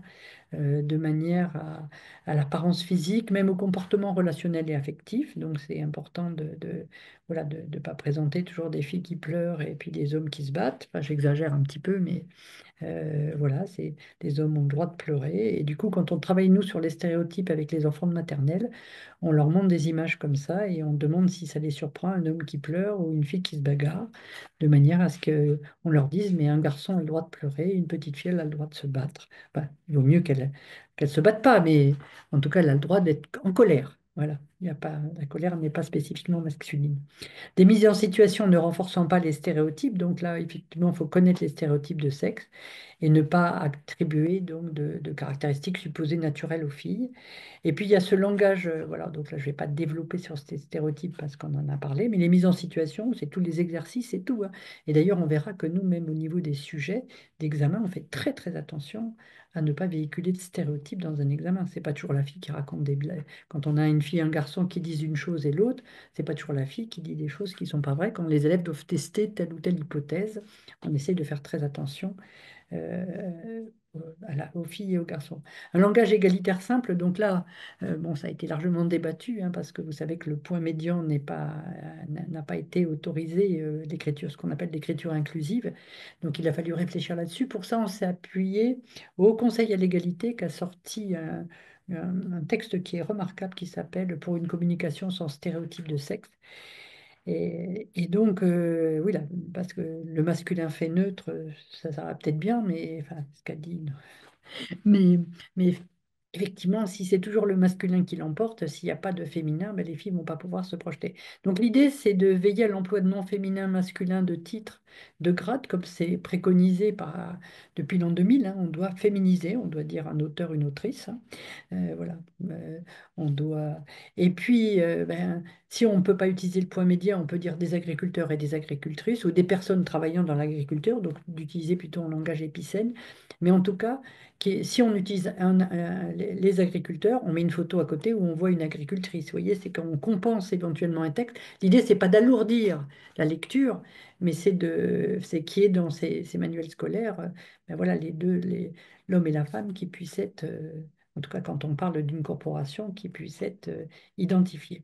Voilà cette charte. Donc là, il y a des affiches qui vont être publiées, voilà, pour faire une communication dans les écoles et qui devrait être affichée au même titre que la charte de la laïcité. Donc, on verra. Et puis là, j'ai vu qu'avec le nouveau plan, il y aura une charte des stéréotypes. Donc, on va voir un petit peu ce que ça va être. Mais voilà, l'affiche, elle est un peu humoristique. Enfin, en tout cas, on est en train d'y travailler dessus et elle va être diffusée dans le cours de l'année. Voilà, au niveau national, je ne vais pas passer en revue tout ce qui est fait. C'est vrai qu'il y a il y a des plans nationaux de formation où on forme les cadres. La formation initiale, on en a parlé. Les programmes d'enseignement, hein, ils nous sont vraiment demandés dans les programmes, finalement, est-ce que vos programmes de physique et de chimie vont encourager des jeunes filles à faire des sciences? Vous voyez, il faut vraiment qu'on se défende devant le Conseil supérieur des programmes. Voilà, c'est vraiment une demande qui est faite. Les sujets d'examen et de concours, on y est très très vigilant pour pas avoir ce problème. Au niveau national, il y a ces concours scientifiques, hein, dont on espère bien, et en tout cas, je vais parler des Olympiades de chimie puisque je les connais bien, dans lesquelles on fait des épreuves en équipe collaborative où on met des filles et des garçons et on s'aperçoit qu'en collaboration, dans des résolutions de problèmes scientifiques, les filles sont excellentes. Et d'où l'idée, bon, j'avais fait une conférence là-dessus dans un des colloques de femmes et sciences, voilà, Ensemble pour porter l'égalité filles-garçons, je vous mettrai les références là, euh, et dans lesquelles effectivement on montre que les projets collaboratifs et le travail en collaboration, en coopération, dans ces projets-là, les filles excellent, elles sont beaucoup plus, elles prennent confiance en elles et elles se rendent compte qu'elles sont capables de contribuer largement à une résolution, alors qu'elles sont beaucoup moins à l'aise en résolution de problèmes individuels. Voilà. Donc quand on les met en compétition, les filles sont moins à l'aise. Quand on les met en collaboration, elles font des choses magnifiques. Voilà. Et donc c'est pour dire ces concours scientifiques. Voilà, c'est difficile d'évaluer qu'est-ce qui peut. Ça a été, ils ont cherché à essayer de regarder est-ce que ça a favorisé les orientations vers les sciences. C'est difficile à mesurer. C'est tellement complexe, vous l'avez vu le sujet, que on peut pas dire telle ou telle action va avoir tel impact. C'est ce qu'on nous demande souvent, nous, à Femmes et Sciences, est-ce que ça a un impact? Je vous dirais les seules choses sur lesquelles on sait qu'il y a un impact, mais c'est pas jamais facile à mesurer puisque c'est toujours multifactoriel. Donc, au niveau des académies, il y a des formations, des stages sur les stéréotypes. On s'aperçoit que le sujet est pris en compte. Seulement, le problème, c'est que vous savez comme moi que la formation continue même des enseignants est à inscription individuelle sur la base du volontariat, comme ce soir votre conférence. Et effectivement, voilà, tous nos enseignants ne sont pas formés sur ces stéréotypes et pratiques inclusives, notamment en sciences. Donc, on essaye de les développer, nous, dans les séminaires de formation de femmes et sciences. On essaye de les développer pour essayer d'accompagner les enseignants. Voilà, dans les établissements, vous savez qu'il y a aussi enfin, il y a maintenant des actions institutionnelles pour labelliser, pour nommer un référent établissement égalité filles-garçons, donc qui est formé, qui peut mener des actions dans son établissement. Donc, oui, l'institution essaye de mettre en place un certain nombre de choses, pas forcément que pour les filles et les sciences, hein, voilà. Mais là, je donne un exemple d'initiative d'établissement. À partir d'une prise de conscience de l'invisibilisation des femmes dans la sphère publique, ils ont pris des noms de femmes, notamment scientifiques, qu'ils ont donné à une vingtaine de lieux, à la cantine, à la salle de SVT, etc. Ils ont posé des plaques avec des QR codes pour connaître leurs travaux. Voilà, je trouve que ça, c'est des initiatives qui sont intéressantes. Il y a les interventions de femmes scientifiques dans les établissements. On verra que ça, c'est vraiment tout à fait possible avec l'ensemble des associations femmes qui sont agréées par le ministère. Et voilà, on sait que quand elles viennent dans les établissements, en général, ça a un impact. Donc, on parlait des observations au sein des classes. Donc, on parlait des observations et analyses genrées et des documents pédagogiques. Donc, les inspecteurs sont formés. En tout cas, dans notre discipline, ils l'étaient en physique-chimie au moment de leur entrée en fonction pour observer et analyser et ensuite faire des synthèses de ce qui se passe. On en a parlé un petit peu tout à l'heure. Voilà, quelle est la posture de l'enseignant vis-à-vis des filles et des garçons? Qui est-ce qui questionne? Qui répond? Est-ce que les filles répondent plutôt à des questions de connaissance et les garçons à des questions de raisonnement? Voilà, tout ça est vraiment étudié.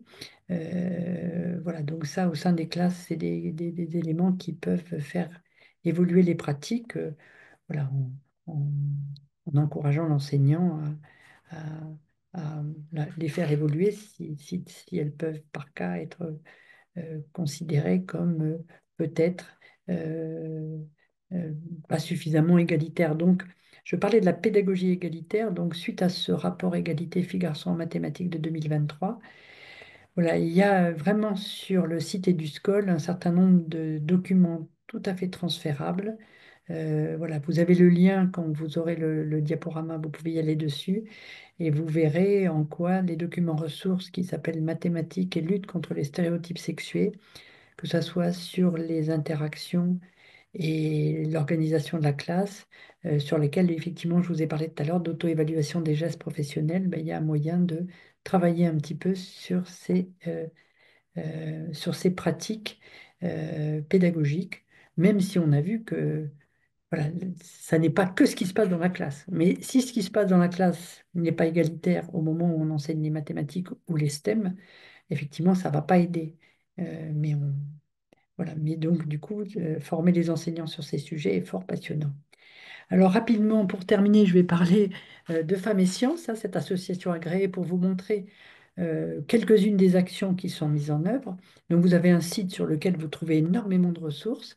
Donc elle travaille Femmes et Sciences pour proposer des rôles modèles féminins aux jeunes filles et d'ailleurs aux jeunes garçons, parce que quand on va dans les classes, on s'adresse à la fois aux filles et aux garçons. Parfois, on réserve certaines actions qu'a des filles, parce que les filles se comportent différemment quand elles sont seules ou quand elles sont avec les garçons. C'est pour ça, vous verrez, on fait des journées sciences, métiers de femmes, où on n'accueille que des lycéennes. Voilà, et on s'aperçoit que ces journées, elles ont aussi un impact. Euh, Souvent, les garçons, quand on va dans les classes, on dit, mais finalement, et nous? Mais je dis, mais vous, vous pouvez aller faire des sciences. Quand moi, une femme scientifique vient dans la classe, elle présente les sciences en général, et les garçons sont tout à fait invités aussi à s'y inscrire parce que on a tout aussi besoin encore d'hommes. Là, on propose aussi un vade-mecum pour des stages de troisième, pour qu'il y ait des conventions qui soient faites avec des laboratoires et que les jeunes filles puissent aller dans des laboratoires. On demande aux laboratoires d'accueillir davantage de jeunes filles et pas toujours la fille du collègue d'à côté, mais des jeunes filles qui sont un petit peu loin des sciences et des jeunes de milieux défavorisés. Donc, on a fait un vade-mecum pour ça. On a des expositions avec des jeunes femmes absolument magnifiques, contemporaines, voilà, avec des photos superbes qui sont faites et qui peuvent être empruntées par les établissements. On a des brochures qui peuvent être téléchargées sur le site avec des femmes remarquables du 17e à nos jours. Et d'ailleurs, à ce propos, je vous parlais tout à l'heure du projet Hypatie. Je ne sais pas si vous avez observé que sur la Tour Eiffel, quand vous êtes, alors ça doit être au deuxième étage, tout autour de la Tour Eiffel, il y a, ah, c'est le lien qui est arrivé. Tout autour de la Tour Eiffel, il y a des noms d'hommes scientifiques qui sont, je ne sais pas si vous voyez toujours dans le diaporama, ou si ça a changé, parce que Si on voit votre diaporama, ça n'a pas bougé. d'accord. Donc, en fait, ce qui se passe sur la Tour Eiffel, il y a 60 noms d'hommes, et là, il y a un projet sur lequel on est partie prenante pour inscrire 40 noms de femmes scientifiques. Voilà, parce que pourquoi il y a 60 hommes? Alors, c'était du temps d'Eiffel, on peut se le dire, en 1889, là, peut-être qu'effectivement, il n'y a pas beaucoup de femmes scientifiques, mais là, on en a beaucoup.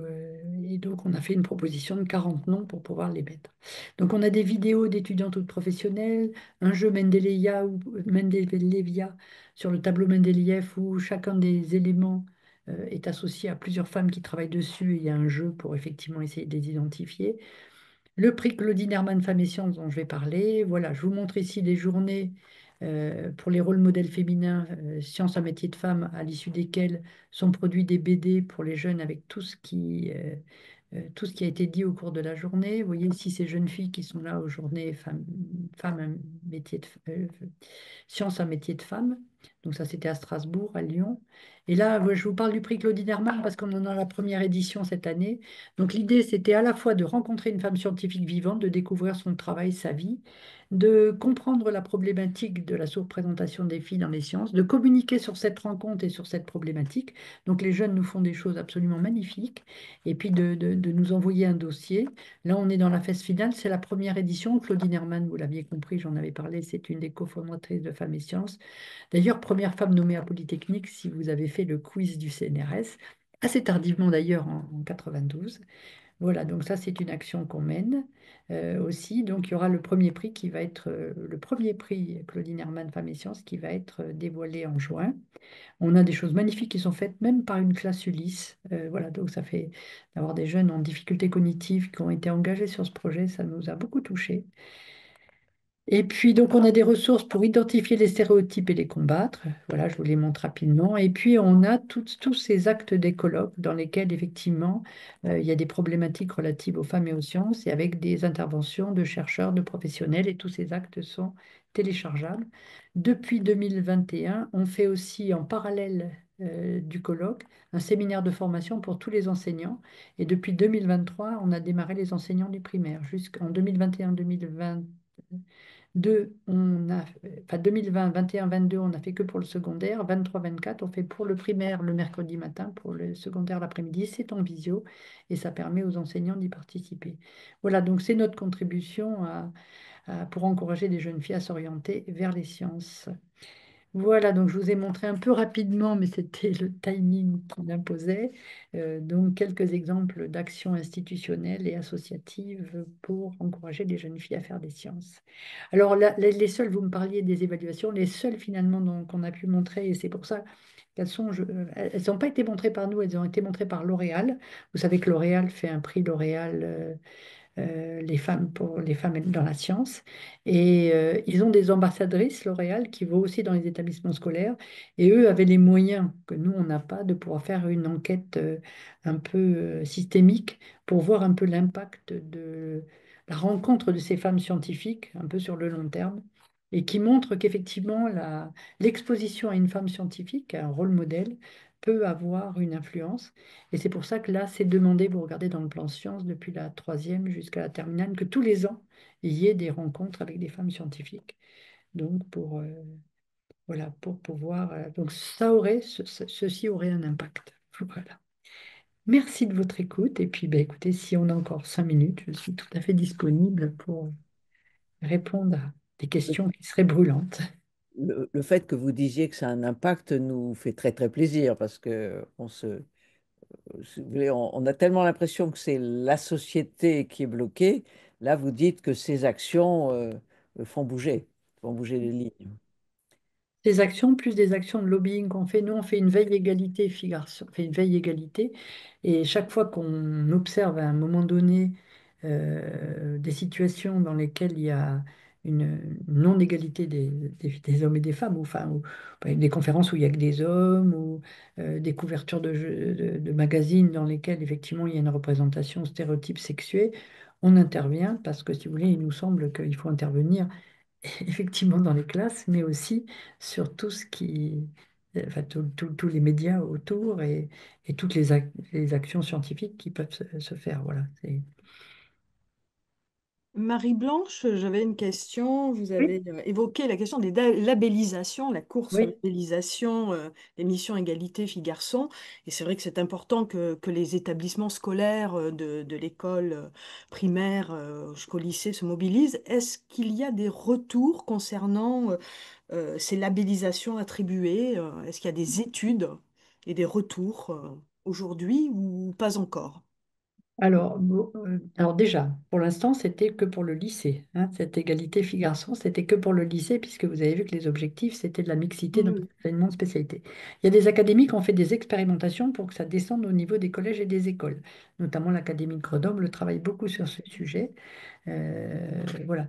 Alors, les seuls chiffres que j'ai eus, alors donc vous avez compris que j'étais honoraire, donc j'ai euh, oui. plus tout à fait en poste non plus, même si je suis quand même l'actualité éducative, parce que bah, voilà, l'éducation un jour, éducation toujours. Euh, c'est vrai que je sais que il était écrit, enfin, il y avait des chiffres qui donnaient le pourcentage d'établissements labellisés dans les différentes académies. Donc je sais que c'était en progression, mais là, je n'ai pas de chiffres. J'espère qu'il y a un suivi, parce que comme je vous le dis, souvent, il y a des plans et parfois, on n'a pas toujours l'évaluation derrière. C'est ce dont je parlais. Donc, je pourrais peut-être poser la question et et répondre. Si vous voulez, vous pourriez transmettre la réponse, mais je veux bien poser la question voilà, je me la note, la question du suivi des labellisations. Mhm. Ils avaient 5 ans, hein, si vous voulez, pour mettre des actions en place, donc, voilà, pour voir un petit peu ce qu'ils mettaient en place. Donc, voilà, je vais regarder et si je trouve des chiffres, je vous dirai. Merci beaucoup. Alors, il y a des réactions très positives, des félicitations, des merci à Marie-Blanche pour la qualité de son intervention. On apprend beaucoup de choses. Et il y a un sujet qu'on n'a pas abordé du tout, que Sylvie Myrtille a lancé, parce que la pauvre, elle est enseignante et formatrice en SVT. Alors, c'est vrai que c'est un petit peu agaçant pour les SVT, hein. Elle dit quand même, et il faut penser aux garçons et envoyer aussi les garçons faire sage-femme, de la maïeutique, a-t-elle dit.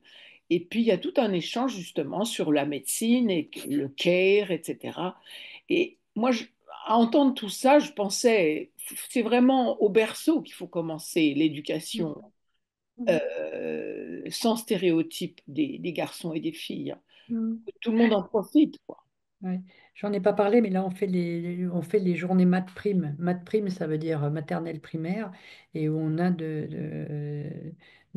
enfin, des personnes de femmes et sciences qui vont dans les écoles travailler là-dessus, et justement encourager les garçons à aller vers d'autres métiers. Mais je suis tout à fait d'accord avec vous. Pour la formatrice SVT, désolée de ne pas avoir trop parlé des SVT, euh, dans les parties sur les stéréotypes, hein, nous, on voit souvent, enfin, dernièrement, je faisais une formation qui s'appelle Sciences en tout genre à la Maison des Sciences de Bordeaux, et on avait pris plusieurs ouvrages, et notamment dans les ouvrages de SVT, on avait vu un certain nombre de stéréotypes. Voilà, on avait compté le nombre de femmes, d'hommes, et on avait vu les hommes, chaque fois qu'il y avait des muscles, etc., c'était toujours les hommes, c'était absolument... Il y avait aussi des stéréotypes qui étaient véhiculés. Oui, oui, non, je suis d'accord. Là, nous, on est sur la problématique filles et sciences, donc je ne dis pas que... Après, s'il y a une association qui veut être garçon et littérature, nous, ça ne nous gêne pas, hein. Mais parce que, voilà, je dirais ou garçon et langue vivante ou garçon et care. Non, je suis d'accord avec vous, mais je pense que peut-être ça va évoluer. On voit davantage de papas qui s'occupent des enfants, on voit davantage de papas qui prennent des congés paternité. Je pense que les mentalités sociales, enfin, voilà, si on a des enfants, des petits-enfants, on voit les différences d'éducation. Nous, on est encore de la génération où les hommes étaient éduqués d'une manière très différente des femmes. Voilà, maintenant, les hommes s'occupent des enfants. Donc, de là à ce que des enfants s'occupent d'autres enfants ou voilà, se deviennent mailloticiens, voilà. Non, non, mais je suis d'accord avec vous. C'est pour ça que quand on fait un travail sur les métiers, euh, voilà, faut ouvrir le champ des possibles aussi pour les garçons parce que voilà, il y a une plus grande diversification finalement chez les filles des métiers que chez les garçons. Il y a- les filles choisissent des voies beaucoup plus diversifiées que les garçons, puisqu'elles vont effectivement, elles sont un peu partout. Les garçons, on ne les voit pas du tout dans les métiers assez peu, hein, comme sage-femme, comme infirmier. Et d'ailleurs, je parlais aussi des problèmes de l'IA, j'en parlais l'autre jour, parce que a nurse en français, c'est traduit par une infirmière. A doctor, c'est traduit par un docteur. Donc, on continue de véhiculer aussi que c'est une infirmière. Voilà. Donc, alors que des infirmiers font parfaitement bien le travail. Non, mais c'est à nous de montrer que les métiers sont ouverts à tous et qu'au contraire, plus on aura de mixité, mieux c'est, hein. Euh, Voilà. Non pas parce qu'on apporte des choses différentes, mais parce que des fois des hommes peuvent apporter comme les femmes. Enfin, faut pas penser que c'est mixte parce qu'on apporte des choses différentes. C'est mixte parce que ben voilà, on vit tous ensemble. Mais si on dit qu'on apporte des choses différentes, c'est que déjà on considère que de nature on est différente. Et donc déjà on véhicule un stéréotype comme quoi les femmes, par exemple, seraient plus portées sur le care. Ben non, il y a des hommes qui sont parfaitement portés sur le care. Voilà. Si on dit que c'est les femmes qui sont plus portées vers le care, c'est que déjà on a un stéréotype. Vous parliez de la confiance en soi qui faisait que les filles laissaient parler le garçon, etc. Donc il y a tout cet aspect de l'éducation générale qui font que redonner confiance ou égalité dans la confiance, quoi. Dans Mm. l'affirmation, dans le... Parce il y a visiblement de temps en temps des classes de... où on fait classe de maths avec que des filles, etc. pour... je ne sais pas si c'est étudié cet aspect-là. Pour, Alors ça a été fait par d'autres pays, notamment ça a été fait au Canada, où ils ont tenté, et puis ils en sont revenus. Ils ont effectivement essayé de séparer les filles et les garçons pendant les cours de sciences. Donc ça a été tenté. Nous, on l'a jamais fait. Hmm. Voilà. Par contre, je vous dis que quand nous, on organise certaines de nos actions, on prend que des filles. Voilà. Et du coup, elles rencontrent des femmes scientifiques, elles peuvent poser des questions, elles se sentent beaucoup plus libres et elles disent qu'elles aiment bien finalement. Voilà. Mais par contre, effectivement, on n'a jamais fait. Alors, je ne sais pas s'il y a eu. S'ils sont revenus en arrière, c'est peut-être que c'était pas aussi. Ça n'a pas plus apporté que ça. Hmm. C'est peut-être à l'enseignant, mais sans les stigmatiser, de regarder, justement par rapport à cette pédagogie égalitaire, de regarder vraiment la manière dont les filles et garçons, la manière dont tout ça, cette interaction entre les filles et les garçons dans la classe se passe. Je pense que c'est important que le professeur soit vigilant à ça. Euh, Et les voilà. Et parents. puis valorise, et puis les parents bien sûr, et valorise aussi toutes les interventions des filles. Enfin, c'est qu'elles soient valorisées dans leur intervention. Les garçons aussi, il faut valoriser tout le monde, hein. Enfin, j'allais dire pas que les filles. Mais en tout cas, voilà, même si une réponse est fausse, bon voilà, quand vous voyez parfois un enseignant qui dit non, c'est pas ça, au lieu de renvoyer à la salle, à la classe en disant qu'est-ce que vous en pensez, est-ce que vous êtes d'accord avec ce qu'a dit Marie, merci Marie pour être intervenue, je dis Marie, comme j'aurais pu dire Jeanne, mais voilà, merci d'être intervenue. Qu'est-ce que vous en pensez de la classe? Est-ce que vous êtes d'accord avec ce qu'a dit Marie? Enfin, pour essayer de travailler sur la question et de continuer à la remercier d'être intervenue. Voilà, je crois qu'il y a effectivement là-dessus, on regarde ces choses-là quand on fait des observations de genre et comment est pris une réponse. Voilà. Et voilà, est-ce que les garçons se moquent autour? Donc, s'ils se moquent, ben, c'est à nous d'agir pour changer ces comportements sexistes, quoi. Voilà. Et voilà, la confiance en soi, faut la donner. Moi, je me souviens de passer, quand on passe à côté des jeunes filles, quand on était dans la classe, moi, je dis, mais bravo pour ce que tu fais. Elle me regardait, ah bon? Ben, je dis, mais oui, mais bravo, mais c'est super. Voilà. Il suffit des fois de dire un petit mot et ça suffit à redonner. Enfin, voilà, il y a pas, il faut pas faire grand-chose pour donner confiance. Enfin, pas faire. La puissance de l'encouragement. Voilà, c'est plein de petites choses, c'est plein de petites choses. Par contre, effectivement, essayer soi-même de regarder. Oui, c'est vrai qu'on voit que les jeunes filles ont moins confiance. Moi, j'ai une petite fille, dès qu'elle voit écrit le mot problème, elle me dit, tu sais, moi, j'y arrive pas. Dès qu'il y a un problème, j'ai peur. Mais je lui dis, mais attends, mais il y a pas à avoir peur. Donc, mais on se rend compte, oui, que très vite, et très vite, elle a développé cette crainte du problème. Déjà, dans un problème, il y a le mot, c'est qui s'appelle problème. Voilà, donc je pense qu'il faut changer le mot problème. Absolument. Bon, je pense que on a dépassé ce qu'on fait d'habitude parce que l'échange est très intéressant et on est nombreuses, donc on échange. Donc, si j'ai bien compris, la présentation, le PowerPoint que vous nous donnerez, vous y rajouterez quelques petites choses et tout le monde recevra ce document. Oui, oui, oui, je dois finir de rajouter la cytographie, Voilà, bibliographie. voilà, Là, voilà. vous aurez les couvertures de Sciences et Vie Junior. Là, bon, que c'est le travail qu'a fait Clémence Perronnet, comme ça vous verrez un petit peu et ça vous éclairera.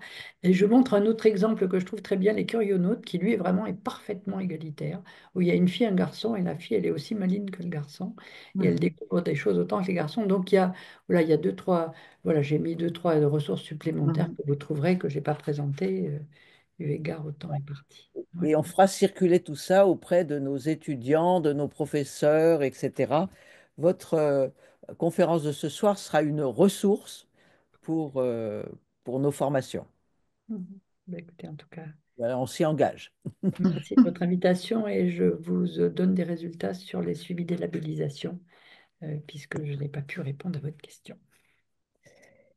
Eh bien, merci beaucoup. Merci. C'est difficile Merci de se beaucoup. séparer, mais il le faut, c'est l'heure. Mhm. Et merci beaucoup, c'était passionnant, éclairant, mais très intéressant et utile. Mm. Voilà, je vous enverrai les réactions, je vous enverrai le chat là. Comme ça, vous Oui. aurez tout. Vous n'avez pas eu le temps de le regarder, nous, on a eu le temps. Donc, je vous l'enverrai. Merci beaucoup à vous et en tout cas, bonne continuation pour vos conférences. Et puis, voilà, on Et espère merci à avoir toute pu l'équipe de la apporter. FACEF qui nous entoure. Avec grand plaisir, Anne-Marie. Bon, Ah, ça nous a donné envie de nous remettre aux maths. Alors, merci beaucoup. Bon, merci beaucoup. peut-être 6 mètres pour moi, mais enfin bon. Oui, j'allais dire la même chose. Encore que, j'adorais ça, hein. Bon, allez, on va pas raconter nos vies, c'est plus le moment. À bientôt, À Marie-Blanche. Au revoir. bientôt. À Bonne soirée. bientôt. Bonne Merci. Au soirée, merci. contact. Bonne S'il vous soirée. plaît, Bonne Marie-Blanche, je n'ai soirée. pas de téléphone pour débriefer. Alors, que je vous dise une chose, il y a ma sœur qui écoutait et qui va abonner sa petite fille à Curionaute. Les Curionautes, c'est très bien. Enfin, franchement, moi, je les ai Et de éprouvés. quel âge à quel âge? Ça doit être de 7 à 12. C'est avant sur Séville Junior, c'est 7 à 12. Mais franchement, c'est bien. Il y a des dossiers. Enfin, c'était vraiment voilà, une bonne revue. Ah, Euh, c'est super bien parce que là, on ouvre Difficile. une perspective. mhm.